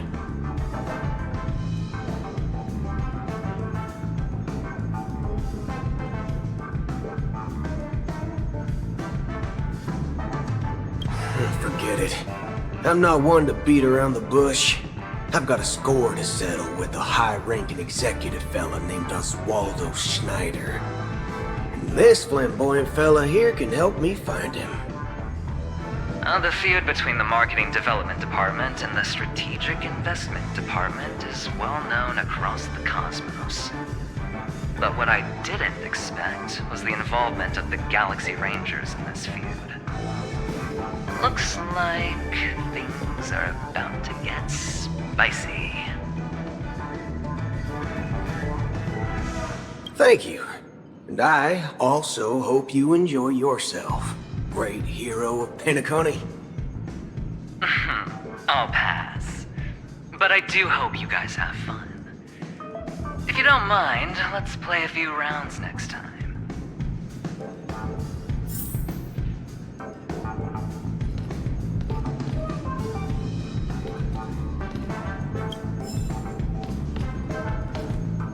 It's time to let down our hair and enjoy ourselves on days like this. I hope you can enjoy yourself to the fullest, oh great hero of Penacony.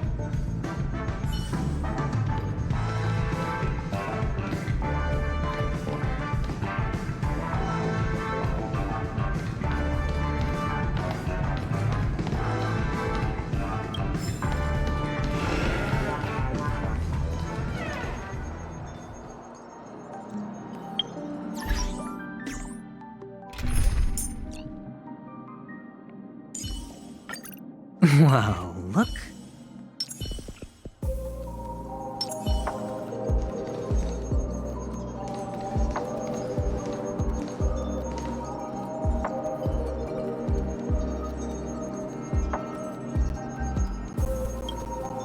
Ah, yes. I remember you. Your performance at her station was adequate, I suppose. No wonder that gambler likes you so much. This individual is my responsibility during the trip. Nothing more than an errand from the Office of Academic Affairs. Very well. The Charmony Festival is about to commence soon. Take advantage of this unique opportunity. A blend of work and play is essential for superior knowledge absorption.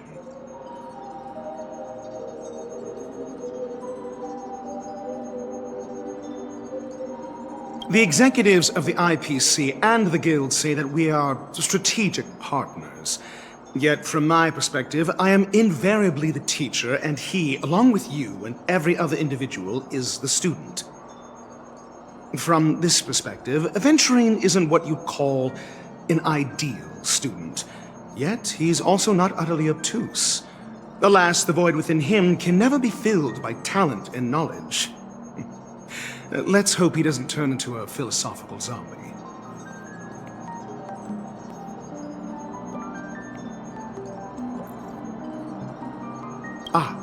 Saying such a thing merely indicates that you have not truly grasped the essence of learning.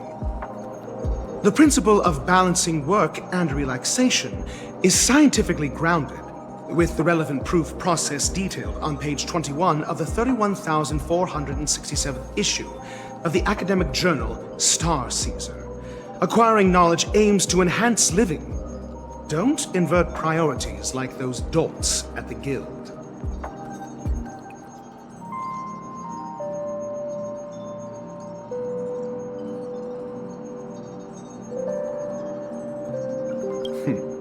Then you'll excuse me. I detest noisy gatherings, as they intrude upon my thoughts. What a waste of time.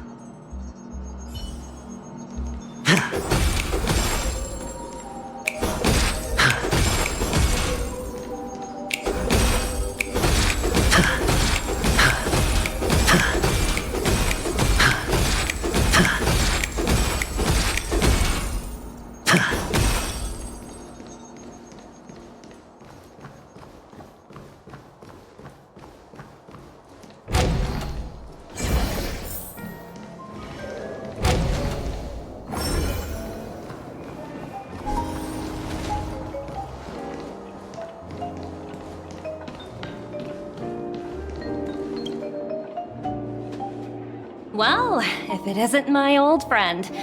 It hasn't been long, and yet, here we are again. How are you?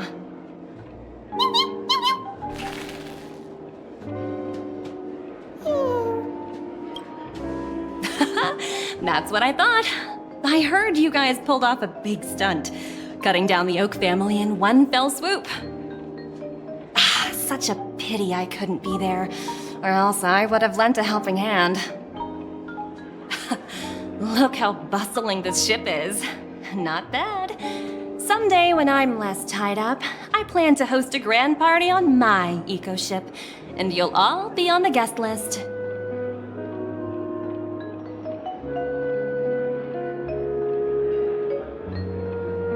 Transform? What are you saying? Oh, I understand now. You're referring to Aventurine's cornerstone, right? Sorry. Compared to him, my ability is not as visual. Guess there is no harm telling you. The abilities of the 10 Stonehearts' cornerstones are all different. Some can even read your thoughts, grasp your desires. So, be careful. Now that I think about it, it was good that Branya got there when she did in Bellabog. If she came any later, we probably wouldn't have ended up as friends.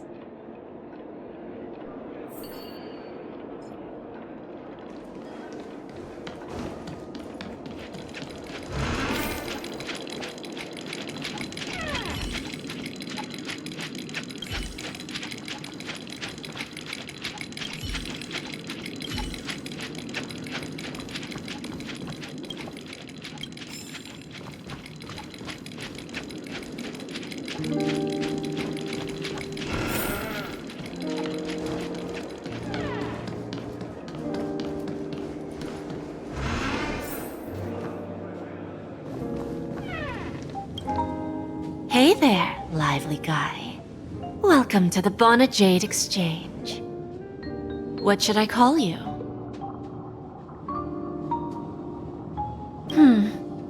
Not a bad name. Just lacking in virtue. So, Mr. Sunday, what do you wish for? And what are you willing to sacrifice for it?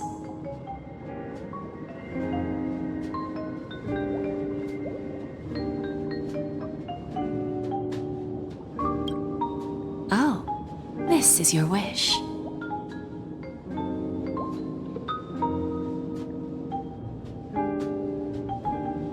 Sounds simple enough. Very pragmatic. Then, let's discuss the cost. To fulfill this wish, the thing I need is simple. The tail of an animal. Well, it's a two-legged animal, with black fur, a round head, and long ears. It's omnivorous and is prone to mood swings. Most importantly, it has mastered the human language and can communicate. Bring its tail to me as collateral, and your dreams will come true.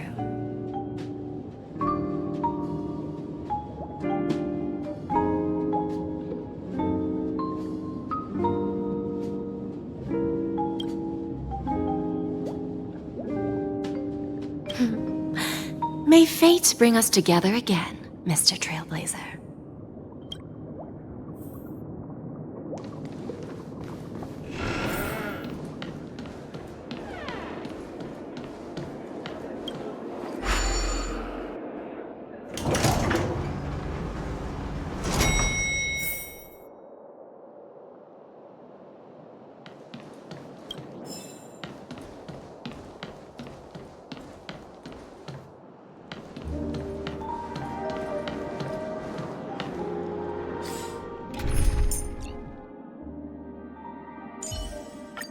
Let's deal with these thugs.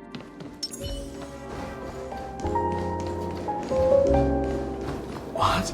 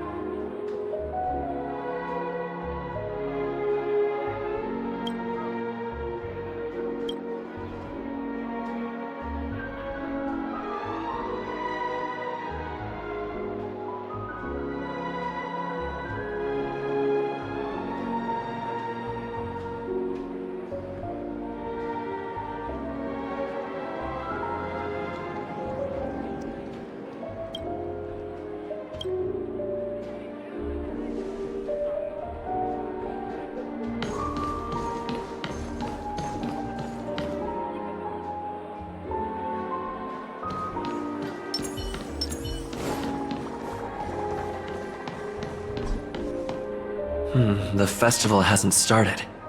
Let's take a quick break. Hi, we meet again. Who's that? It's really you! I knew I didn't get the wrong person.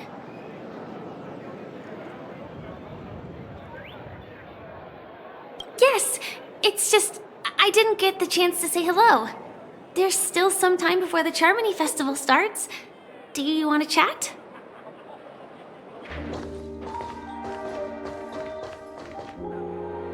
Two murder cases, a showdown with the IPC's ambassadors, the legacy of the Nameless, and a remnant of the Order who wishes to replace an Eon-created paradise with a dream. You guys even ended up shattering the dream. It's truly been quite a vacation. It's a good thing that you guys managed to overcome all those difficult problems. Congratulations! After the Charmony Festival's opening, will you guys be leaving again?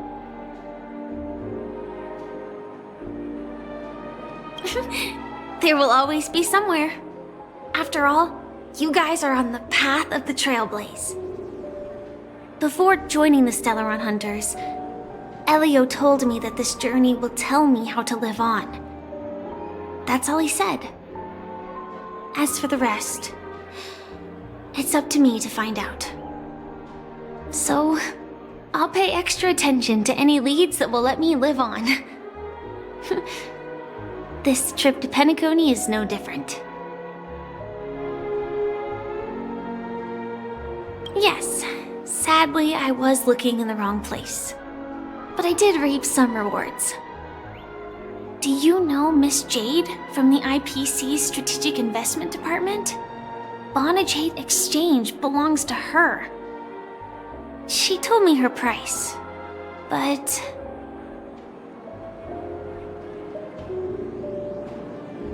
I know. But what she wanted wasn't my answer either. Of course, I want to live on. But... what fate owes me? I want it paid back, not passed on. No one else should be involved because this is a grudge between me and fate. Speaking of which, actually, I feel that I still owe you a formal apology for that matter with the performer of the Iris family. Even the smallest of lies can turn into a betrayal as sharp as a blade. I'm sorry.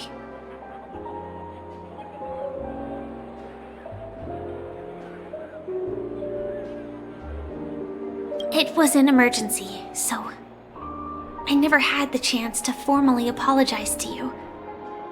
And admittedly, I was the one to blame. To me, hiding is much easier than being honest. Yet, I still want to try expressing my emotions as any ordinary person would. It's that girl! Get moving! Arrest that criminal before the Charmony Festival's opening ceremony starts! I can't believe they've chased me this far. Looks like we have to say our goodbyes. Don't worry about me, just go and enjoy the ceremony.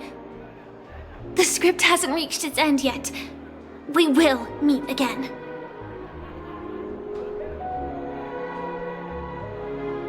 I hope she's okay.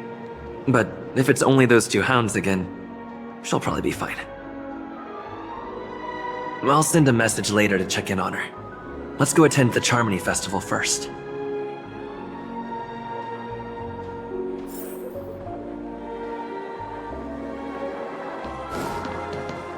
Let's take a seat here. Everything is settled. But there's still some time left. Maybe I should take a walk? Forget it. I've done enough walking around already. Let's take a seat and rest for a while.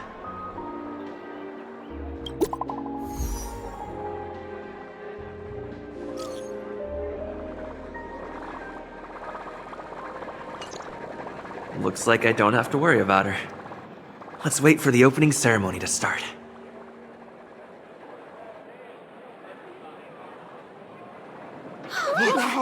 It's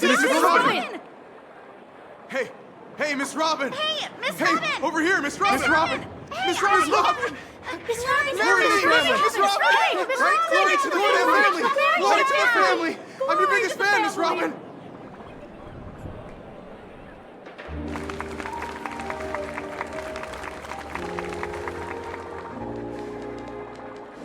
Distinguished guests, fellow family members, ladies, gentlemen, and friends from all over the cosmos. It's a pleasure to join you all in celebrating the grandest ceremony of the Amber Era, the Charmony Festival. Firstly, on behalf of the Penacony family's 5 major lineages, and on behalf of myself, I'd like to extend a warm welcome to all our guests.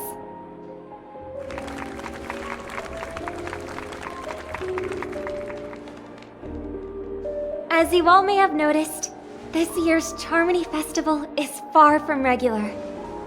Thanks to the efforts of everyone, this celebration is unprecedented in scale, with factions from across the cosmos in attendance.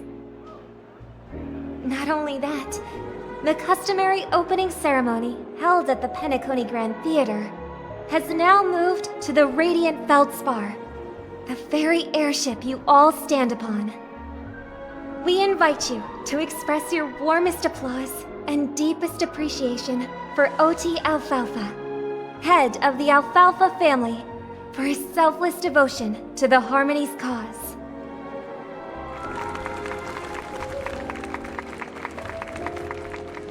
What makes this festival so uniquely significant?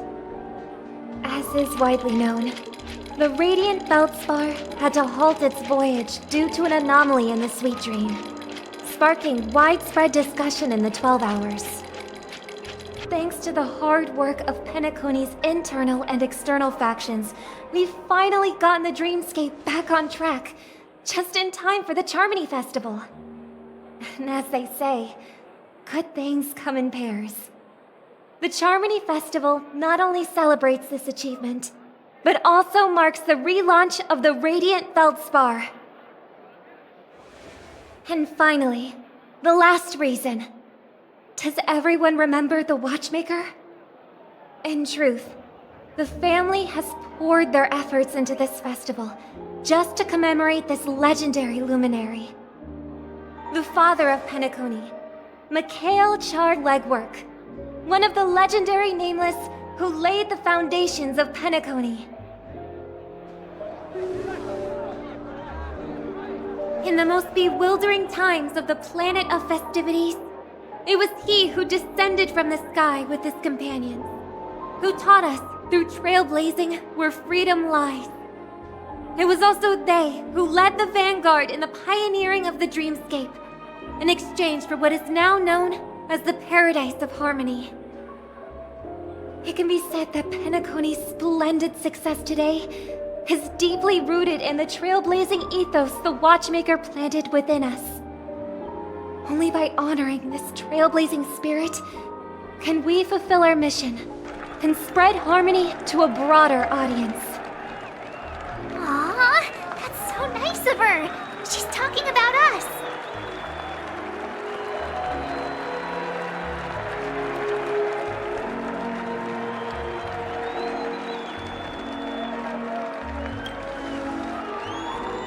That's right, unparalleled. And now, the Sweet Dream is back on track. All thanks to the Trailblaze, of course. If it weren't for everyone on the Astral Express, we wouldn't be able to successfully host this Charmony Festival.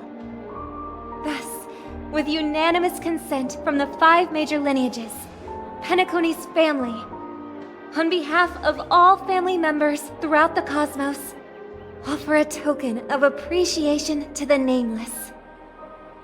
Oh, I wonder if it's gonna be a big one. We will transfer ownership of the Radiant Feldspar to the Astral Express. A meager appreciation that we hope you will accept with grace. let us give our applause and cheers to these brave and dauntless Nameless.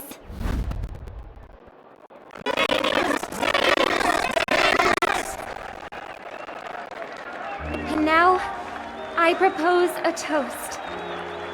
To harmony, to the Trailblaze, to the future of Penacony and the universe, and to the generous Alfalfa family head, Mr. O.T. Alfalfa. Cheers! Cheers!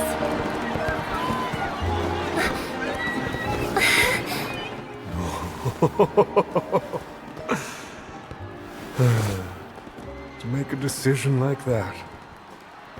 This little bird is no less capable than her brother. All's well. Right. But have you forgotten someone, my gray-haired friend? I put a bomb on this ship. You have 10 minutes to find it. Better hurry. When did this get shoved into my hands? There are still so many bombs. Now's not the time for plot twists. I can't handle this alone. Time to create a group and inform everyone.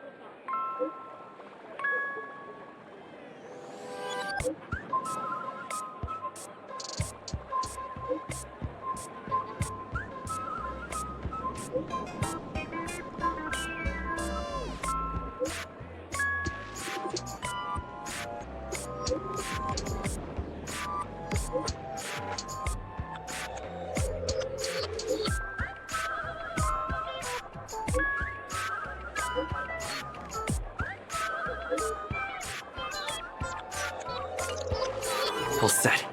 Let's start following the plan.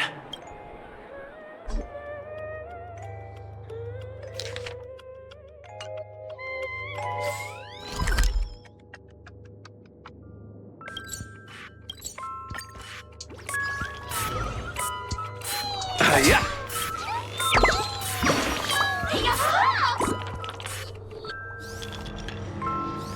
What? You can't tell? I'm the origami doll tweet. Actually, there are 998 more dolls that can pack a punch just like me on the Radiant Feldspar. Tweet. Please hold them back to the golden sparkle tree. I will prepare a worthy gift for your troubles. Tweet. As for that imaginary neutron bomb thing, don't interrupt me. I know you never mentioned those 3 words to me before. Well, the bomb isn't here. Tweet. I'm afraid you'll have to look elsewhere for it.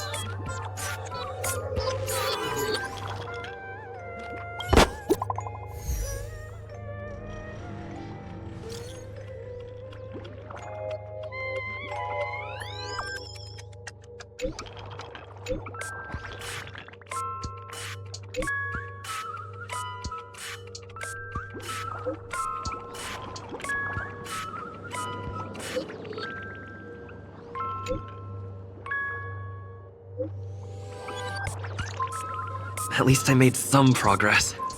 Gotta keep working at it.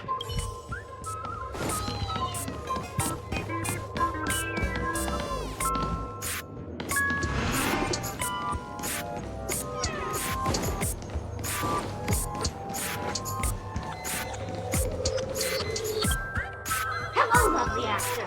You can call me the director doll. I often use this name in film credits. If you didn't know, I'm the one who directed the entire farce in Penacony. As the leading man of the show, what did you think? Feel free to share your thoughts. Well, actually, due to the current plot requirements, you're only allowed to say one line. So, please try and resist the urge to share your thoughts.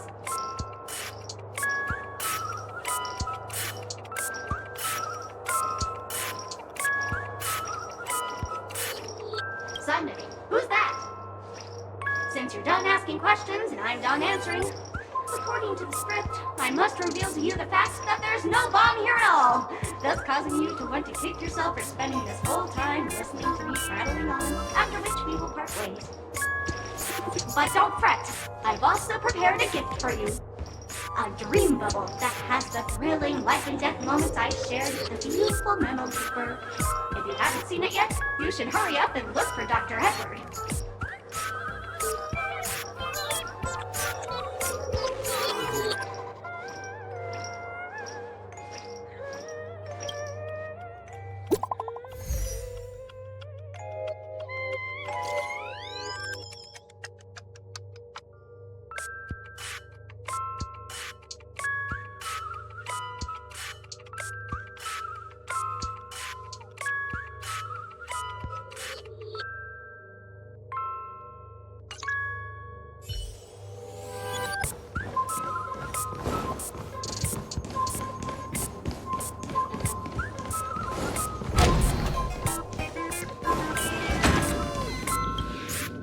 Hello, I'm a bomb. There's still some time before I explode, so you can take a look around first. Diffuse? No problem. Executing self-diffusing program. This won't take long. Now playing Never Give Up, Never Surrender by the trending superstar Ast Rickley from the Epsilon 12 system. Oh, hang on. Penacony's family have not purchased the rights to this song. We can't play it here. How about this? I'll recite it for you. Next up, please enjoy a recital of Never Give Up, Never Surrender. Oh, aha! If you ask me how I feel about you, don't tell me that you pretend not to see. They will never give you up, never make you sad. They will never give you up, never make you cry. They will never say goodbye to you, never tell lies to hurt you. Praise, aha!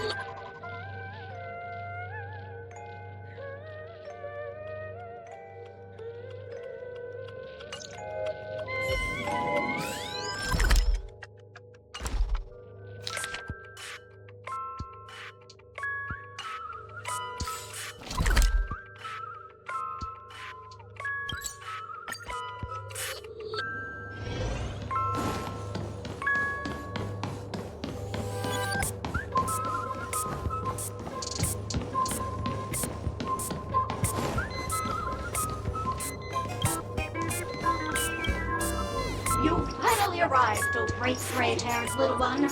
I'm the constable around these parts, and right now, I'm posing as a bomb. You don't like it? Fine. I'm now the bomb demon then. Satisfied? If not, you'll just have to make do. Alright, now that you've found me, it's my turn to complete my mission. Next, I'll count down from 5, and then explode! 5, 4, 1.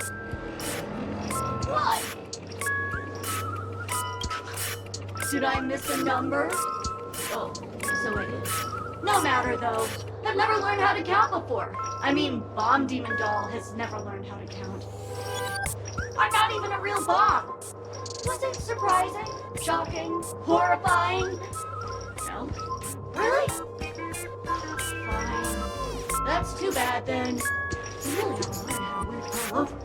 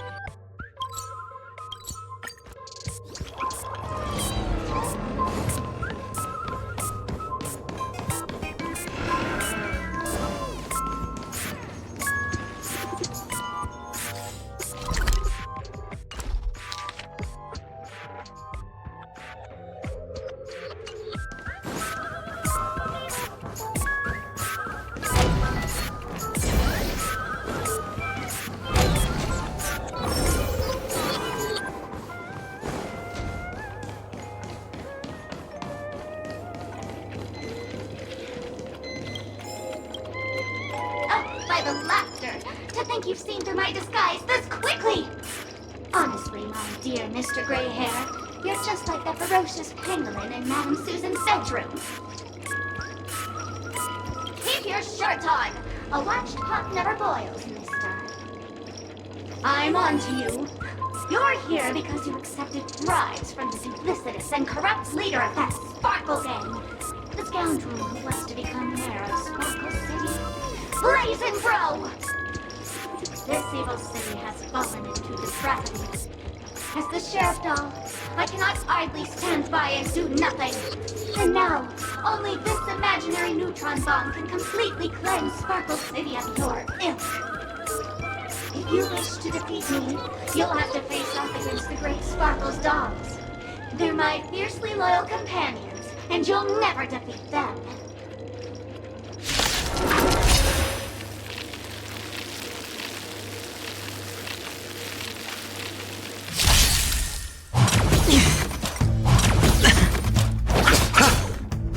Again?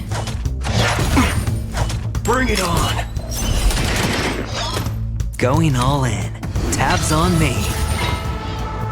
In the still waters of oblivion, I guide the wandering souls. There are only two kinds of people in the world. Those with a loaded gun. Those who dig their own grave. I weep for the departed.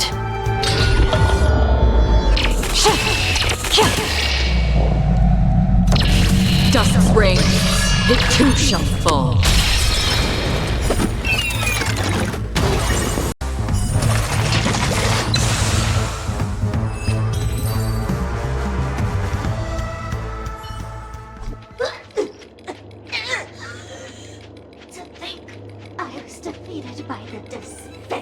Underling of Blazing Bro. You'll never get away with this. Because I'm just an adorable doll. Not some imaginary neutron bomb.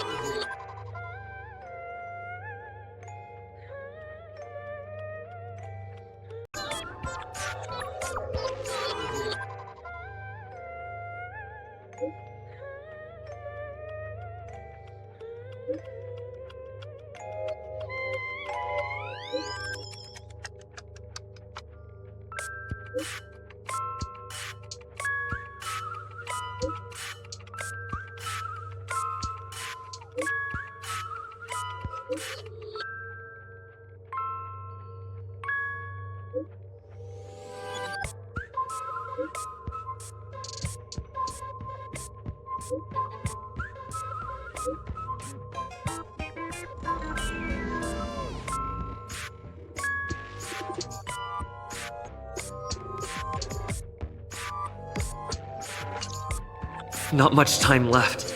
I hope I make it.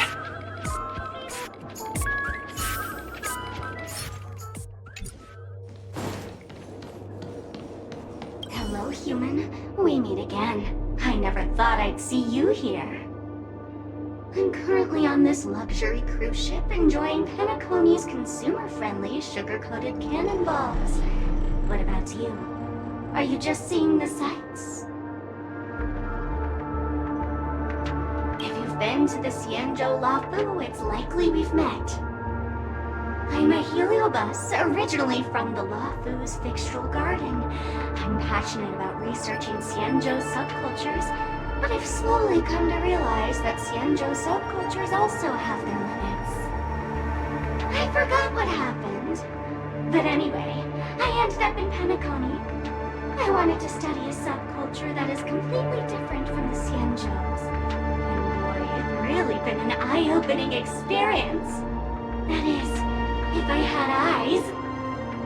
I've come to realize the people here don't treat subcultures as actual culture. They call them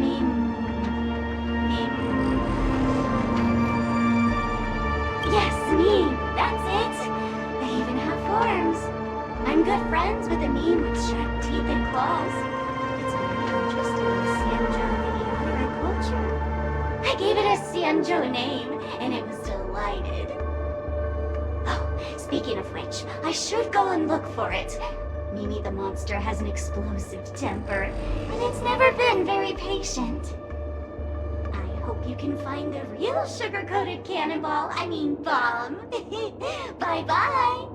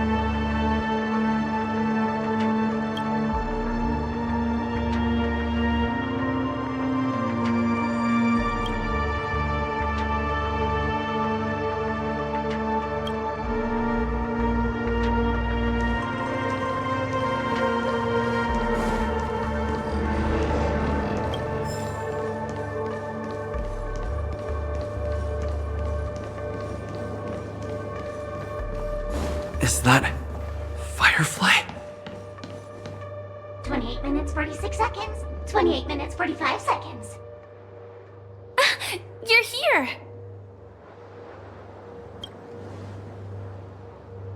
Looks like she also sent you a message.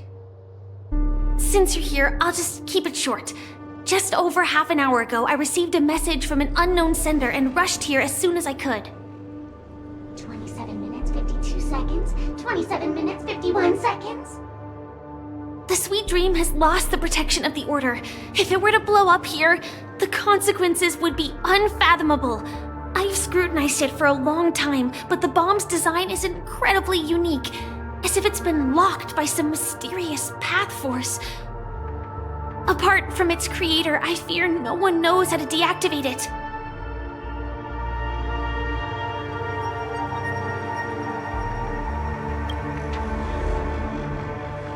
It's difficult.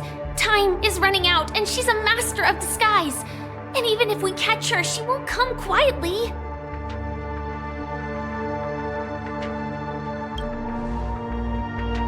You mean the Watchmaker's guests? That's a pity.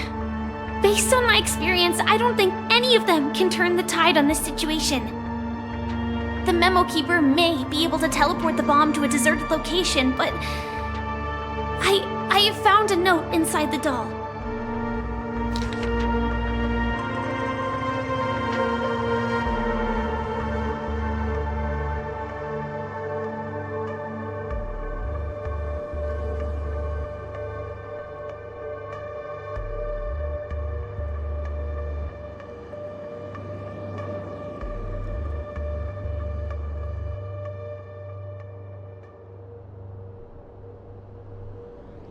I don't know what grudges they have, but this path is a dead end, too.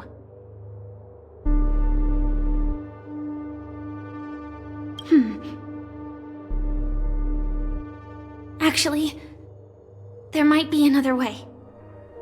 Do you still remember? The script said that I will experience death 3 times in the Land of Dreams. I think this moment heralds the 3rd time.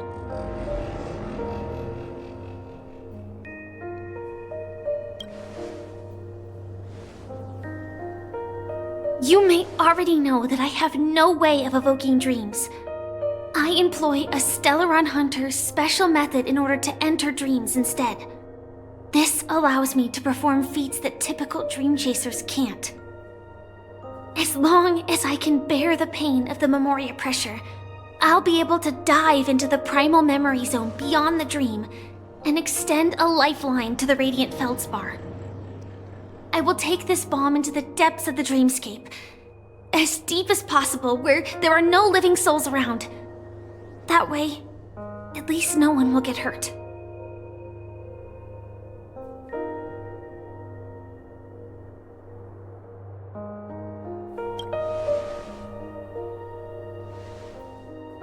Don't worry. I believe that this Firefly armor will be enough to take me to where I need to go before the countdown ends. And maybe even make it back safely. At present, this is our best and most logical course of action. After all, a long story deserves a happy ending. I have some words to share with you, though they were spoken to me by Miss Acheron. She said that the so-called impossible is merely something that is yet to happen. At the moment, there are so many things that seem impossible, but are they really never going to happen? Maybe it's just that the moment to disprove these impossibilities hasn't arrived yet. Whether it be a literal ending, suffering akin to death, or a harrowing deathscape. Before the appointed destination arrives, they are all the same. Yet I can still make myriad choices. I also firmly believe that when that moment arrives for us to make a choice, the answer to our end will already be within our hearts. It is not destiny that shapes us, but we who shape destiny. The Astral Express and the Stellaron Hunters are like light and shadow. We walk on different paths, intertwined, moving forward and growing together. Maybe the end is predestined, but it is not today. Since things are going too well, let's speed up the countdown. Human life is short, just like fireflies to a flame. So if you have an answer in your heart, always remember, don't leave with any regrets. We have this right, don't we?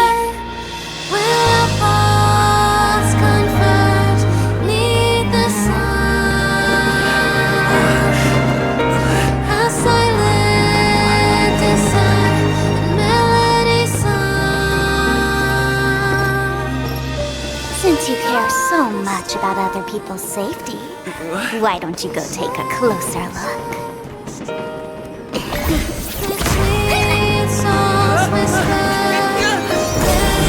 You see, everything is possible in this land of dreams. We each came here with our own goals and realized them in unimaginable ways. Regardless if the result was a sweet illusion or a bitter reality. It was an answer we longed for, day and night. So, why do people choose to slumber? I think it's as you said. Because in the end, we will wake up from our dreams.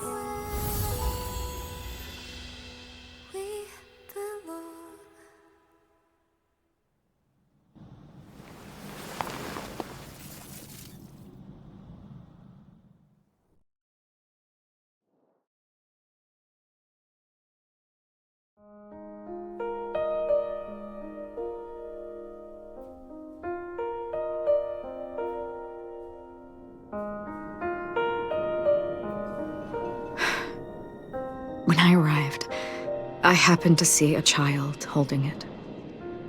He said the flowers were prepared by Aunt Jessie for the watchmaker and the war comrade he'd missed his whole life.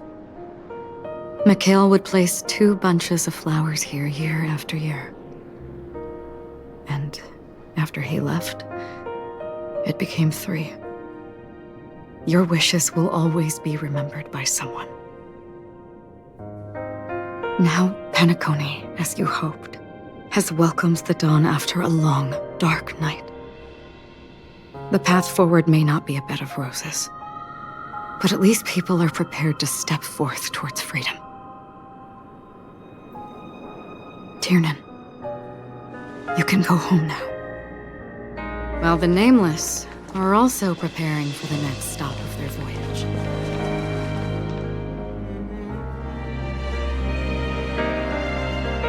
But before leaving, we still have one last thing to do.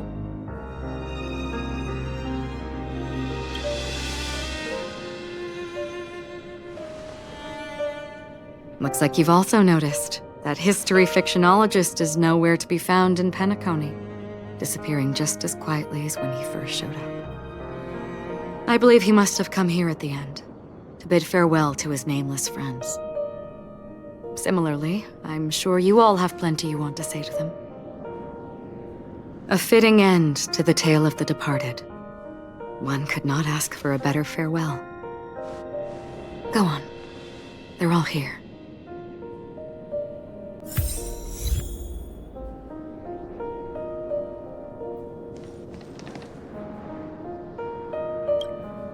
Honestly, when I heard the conductor's request, I was pretty surprised. The Nameless. Those who trailblaze, doing good deeds but never seeking recognition. After all this time, how would we even find those 3 people in such a vast place like Penacony? But it seems, in the land of the dreams, anything is indeed possible. History may not remember the names of the dead, but the stars will attest to their journeys.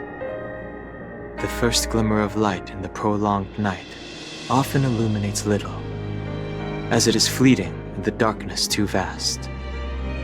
But because of this, people will remember. As long as something shines in the night sky, then when the first star falls, countless more will follow, streaking across the horizon. Brooklyn Tiernan, Rosalina, Jay, and Estella, we raise a toast to you, trailblazers of the Silver Rail. A toast to history that no longer remains silent. The passionate and courageous pursuit, and a voyage that traverses the stars.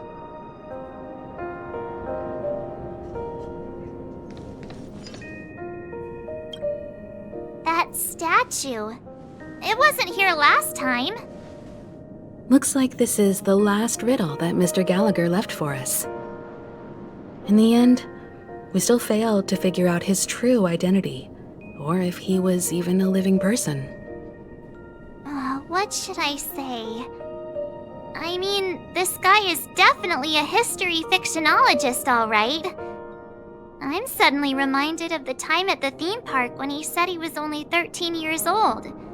Could that have meant something too?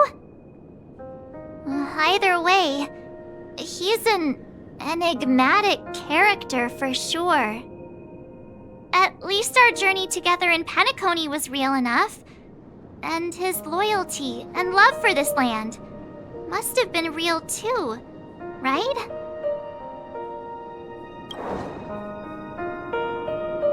Gallagher, we raise a toast to you, the slumbering hound. To the festival's invitation, to all lies and the singular truth. If we ever meet again, please don't talk in riddles.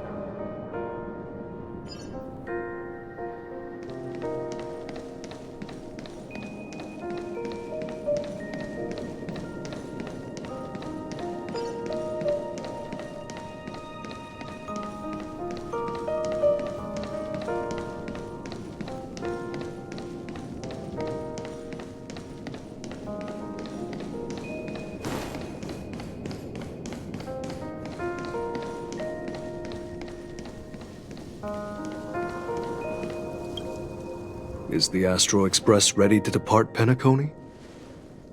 Apologies, Mr. Mika, that we are only now bidding you farewell. Oh, that's all right. You've all done so much for the Watchmaker, and we are forever indebted. Allow me as the representative of Dreamflux Reef, to make another toast to all the nameless. What will the people of Dreamflux Reef do now? Many will continue to live here. Those accustomed to being awake will mostly have a hard time getting used to a life of darkness with their eyes closed. Though the order has faded, there must be someone to watch over this primal memory zone. Penacony's nights are long, and there are many who are still far from a good night's sleep. As for the sweet dream over there, we're still managing without it, aren't we? Mika and residents of Dreamflux Reef, we raise a toast to you, watchers of the long dream. To your tenacity throughout time, to each sorrowful night, and to the dawn that is finally upon us.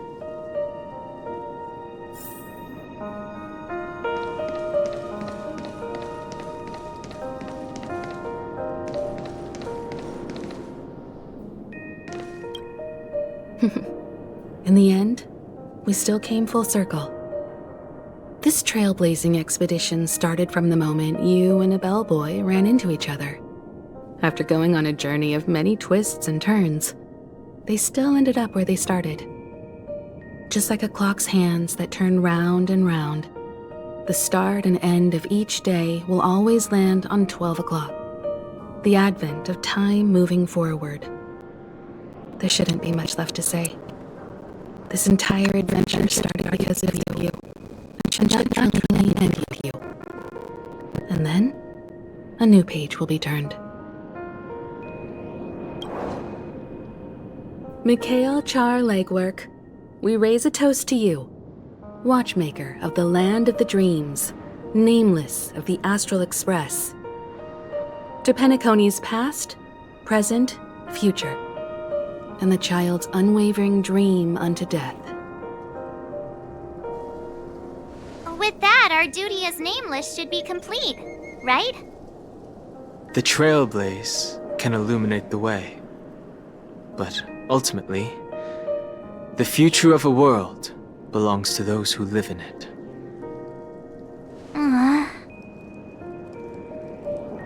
I still feel that Mr. Mikhail must have really wanted to witness this day himself. What's on your mind, March? Just a strange feeling. I had it a few stops ago, but it's super strong this time. Why not talk about it? Maybe everyone's thinking the same thing. I can't help but think that whether it's Mr. Mikhail, Mr. Tiernan, or Madame Rosalina, their lives must have been long, and they must have experienced plenty of stories. They were also young once, stumbling and bumbling around just like us, getting into scraps and mischief, that sort of stuff. Companions, enemies, journeys, adventures, all the sad and happy memories. The everyday that we're used to, they've lived through them too. But those things are all in the past.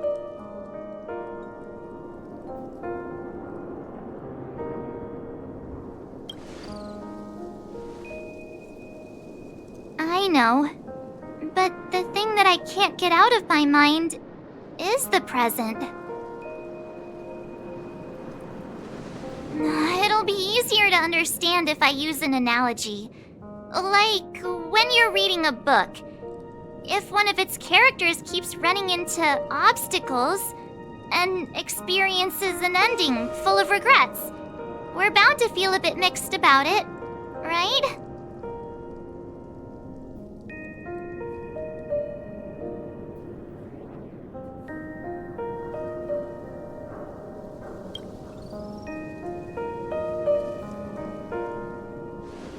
Because we've seen every nook and cranny of their lives, we see these people as special.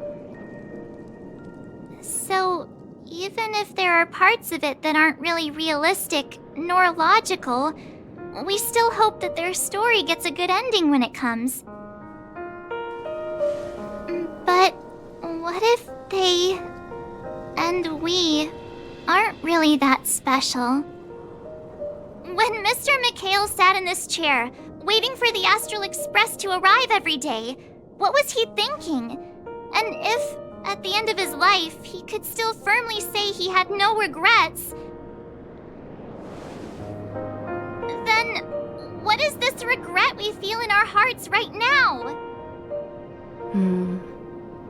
I think each and every one of us is searching for the answer to this very question. The universe is vast, and our lives are but specks. The trailblaze never ends, but against the backdrop of the cosmos, the average person's lifelong journey is merely a short stretch. But it is in this minuscule distance that paths cross and countless worlds connect. The universe may not remember every person who leaves a tie along the Silver Rail, but we will. As long as we remember, their stories will never end. And what Mr. McHale has left for us is his answer to this very question. It may not be perfect, but it left a smile on this storied, jaded old Nameless's face at the end of his life. And its meaning will be interpreted by those who come after us.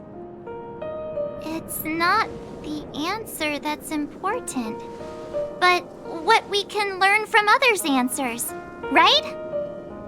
This is what trailblazing is. Sure.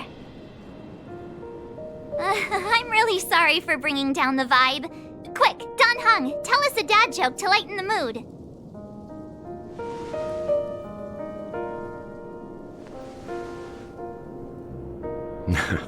It's never a bad thing to reflect.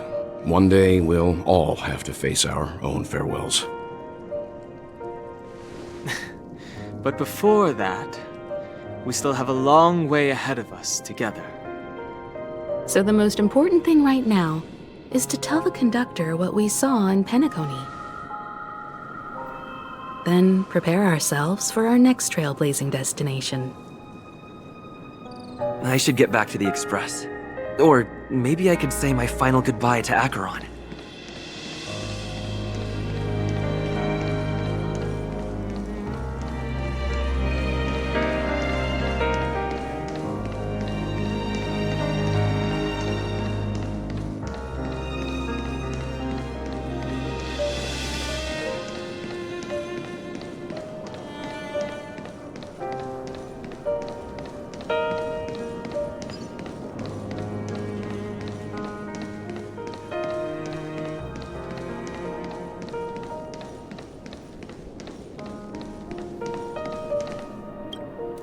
Do you still remember when we first arrived in Penacony? Who would have thought our paths would cross in such a way? Come to think of it, I didn't even get a chance to formally introduce myself. Simply put, I'm a self-annihilator who was cursed by the Nihility. My hometown was destroyed a long time ago, and the whole world was erased beneath their shadow. In order to fight against the cruel end of self-destruction, I went on a journey in search of a way to sever the chains of the Nihility. After a long and grueling search, I am convinced that my destination lies within the depths of the dark web, where reality and the Nihility are separate. In there lurks a secret called Device 9. One day, I'll reach it. The ocean of stars is vast, and given our destinations, I'm afraid our paths may not cross again. But the trailblazing expedition ahead is always full of unknowns, and my blade is sharp enough to sever fate. As long as we maintain our original resolve, I believe there will come a day where we will meet again.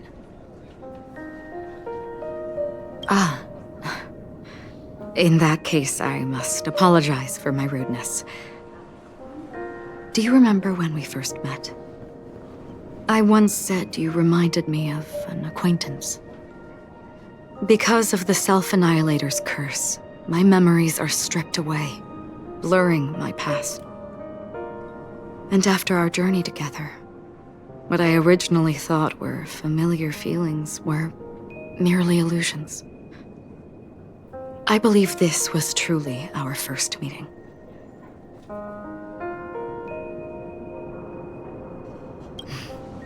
That's right.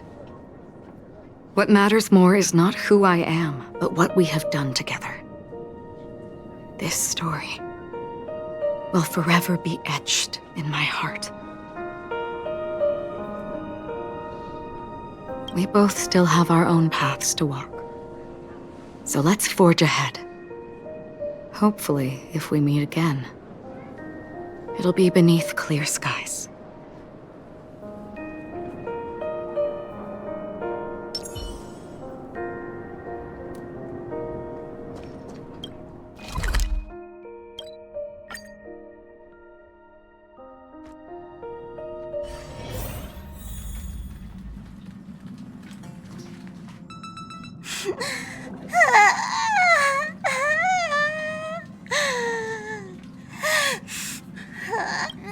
There. Chin up, Pom-Pom. Don't be sad. Don't cry. Wow. Your method of consolation is truly unsophisticated. Still better than just standing there like a scarecrow. Oh, hey, you're finally back. We told Pom-Pom all about our adventure, and they suddenly started crying. I've never seen Pom-Pom so sad before.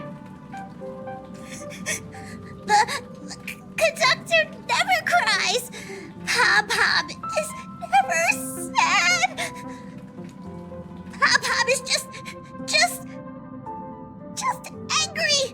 Yeah, angry. No matter where the express stops, you lot always manage to cause chaos. My well-thought-out timetable completely ignored. If you carry on like this, the express is gonna run out of fuel. That's right. Pom-Pom is just angry.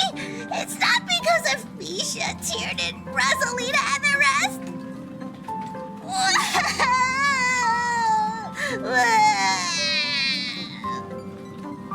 It's okay. Oh, Pom-Pom, just let it all out. Everyone, could you all take a break in the next car? Don't worry. I'll stay here with Pom-Pom. But... Let's go, March.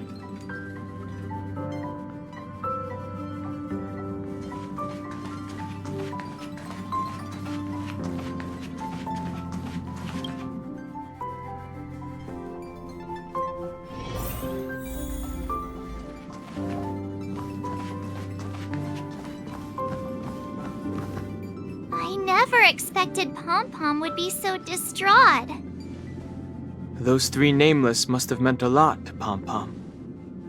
No one knows exactly when Pom-Pom boarded the Express, but one can surmise that their journey has been filled with many hellos and goodbyes.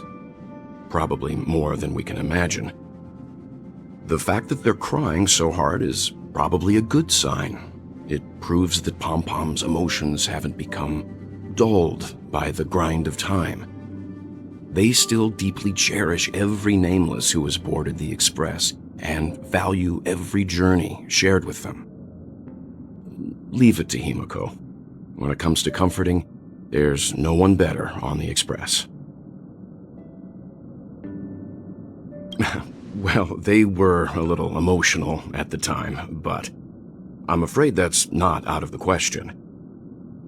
Since you joined us, the Express has stayed longer than anticipated at every stop along the way, and to ensure that everyone always makes it back on board, Pom-Pom has had no choice but to delay the warp jump schedule. I see. No wonder I can regularly hear Pom-Pom pacing anxiously up and down the corridor. Turns out Pom-Pom's been silently putting in a lot of work for us. Wow. Different from typical vehicles, the Astral Express converts every trailblaze into the energy it needs to run. Ideally, as long as trailblazing expeditions continue without interruption, the Express will receive a constant flow of energy, much like a perpetual motion machine. But, because of our previous encounters, fuel is being used up much faster than expected. We can probably only pull off 2 more warp jumps at most. Only 2 more? Isn't that super risky? Oh, I don't want to become an ice cube floating around in space again.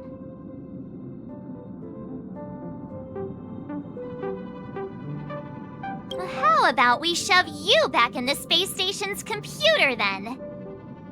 Which also means that we must prudently consider our next destination. Yes, I've already checked the astral charts.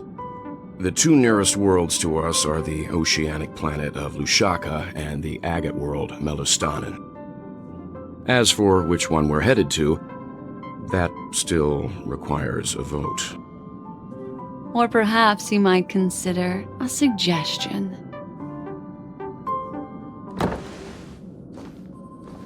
Everyone, we meet again. It's you! Why were you just in my room? It's a very cute room, Miss March. Just like you.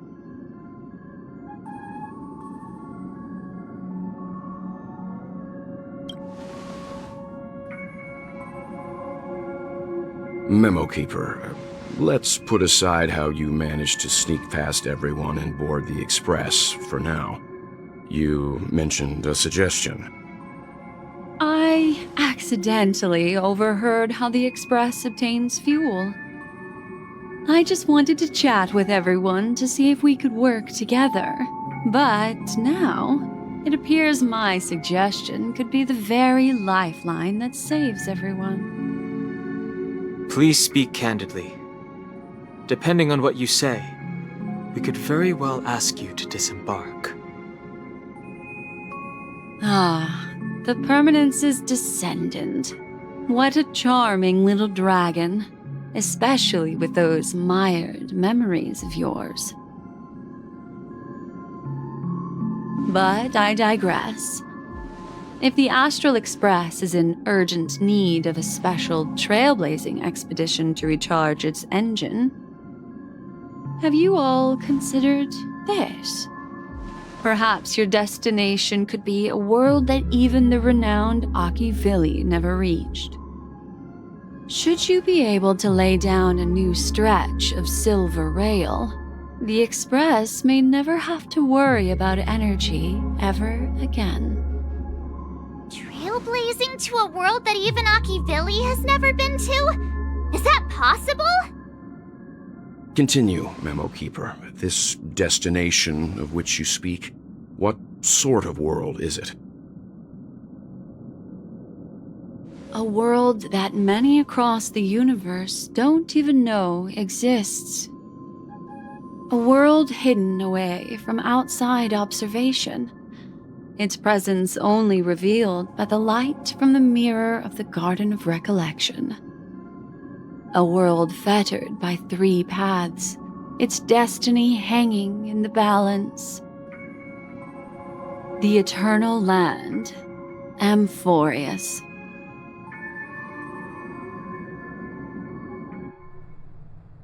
I hope I'm not too late, child. I wasn't expecting it to be you. Don't you know how many sentry posts the family has built?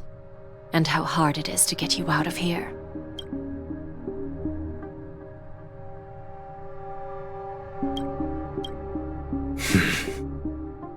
Looks like my time's up. What do you mean? What time?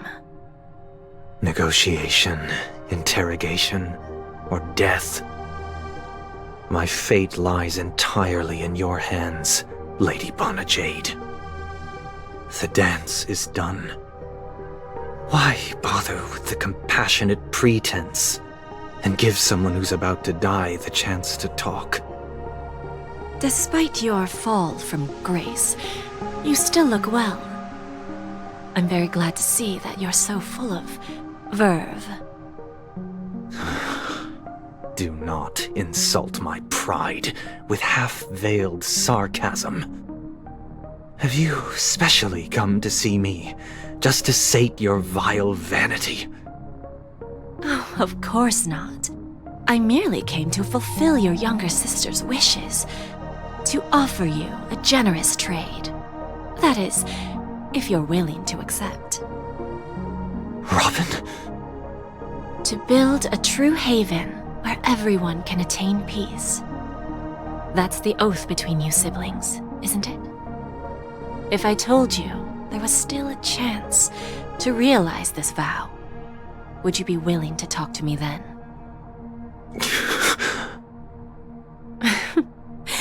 I recognize the gravity of this question, which is why you don't have to answer me right now. Go now.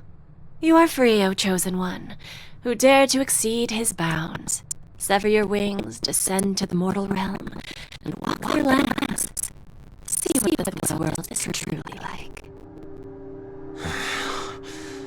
I will not accept your charity. As I mentioned earlier, it's a trade, and you don't have to give me an answer right now. Rewards are not reaped in a day, and if there's one thing I'm best at, it's waiting. The sweet dream still continues, and the night is still long. You have plenty of time to contemplate your answer. A word of advice for you before we part ways. A word of warning from someone who's been in your shoes before. Life is too short to miss out on golden opportunities.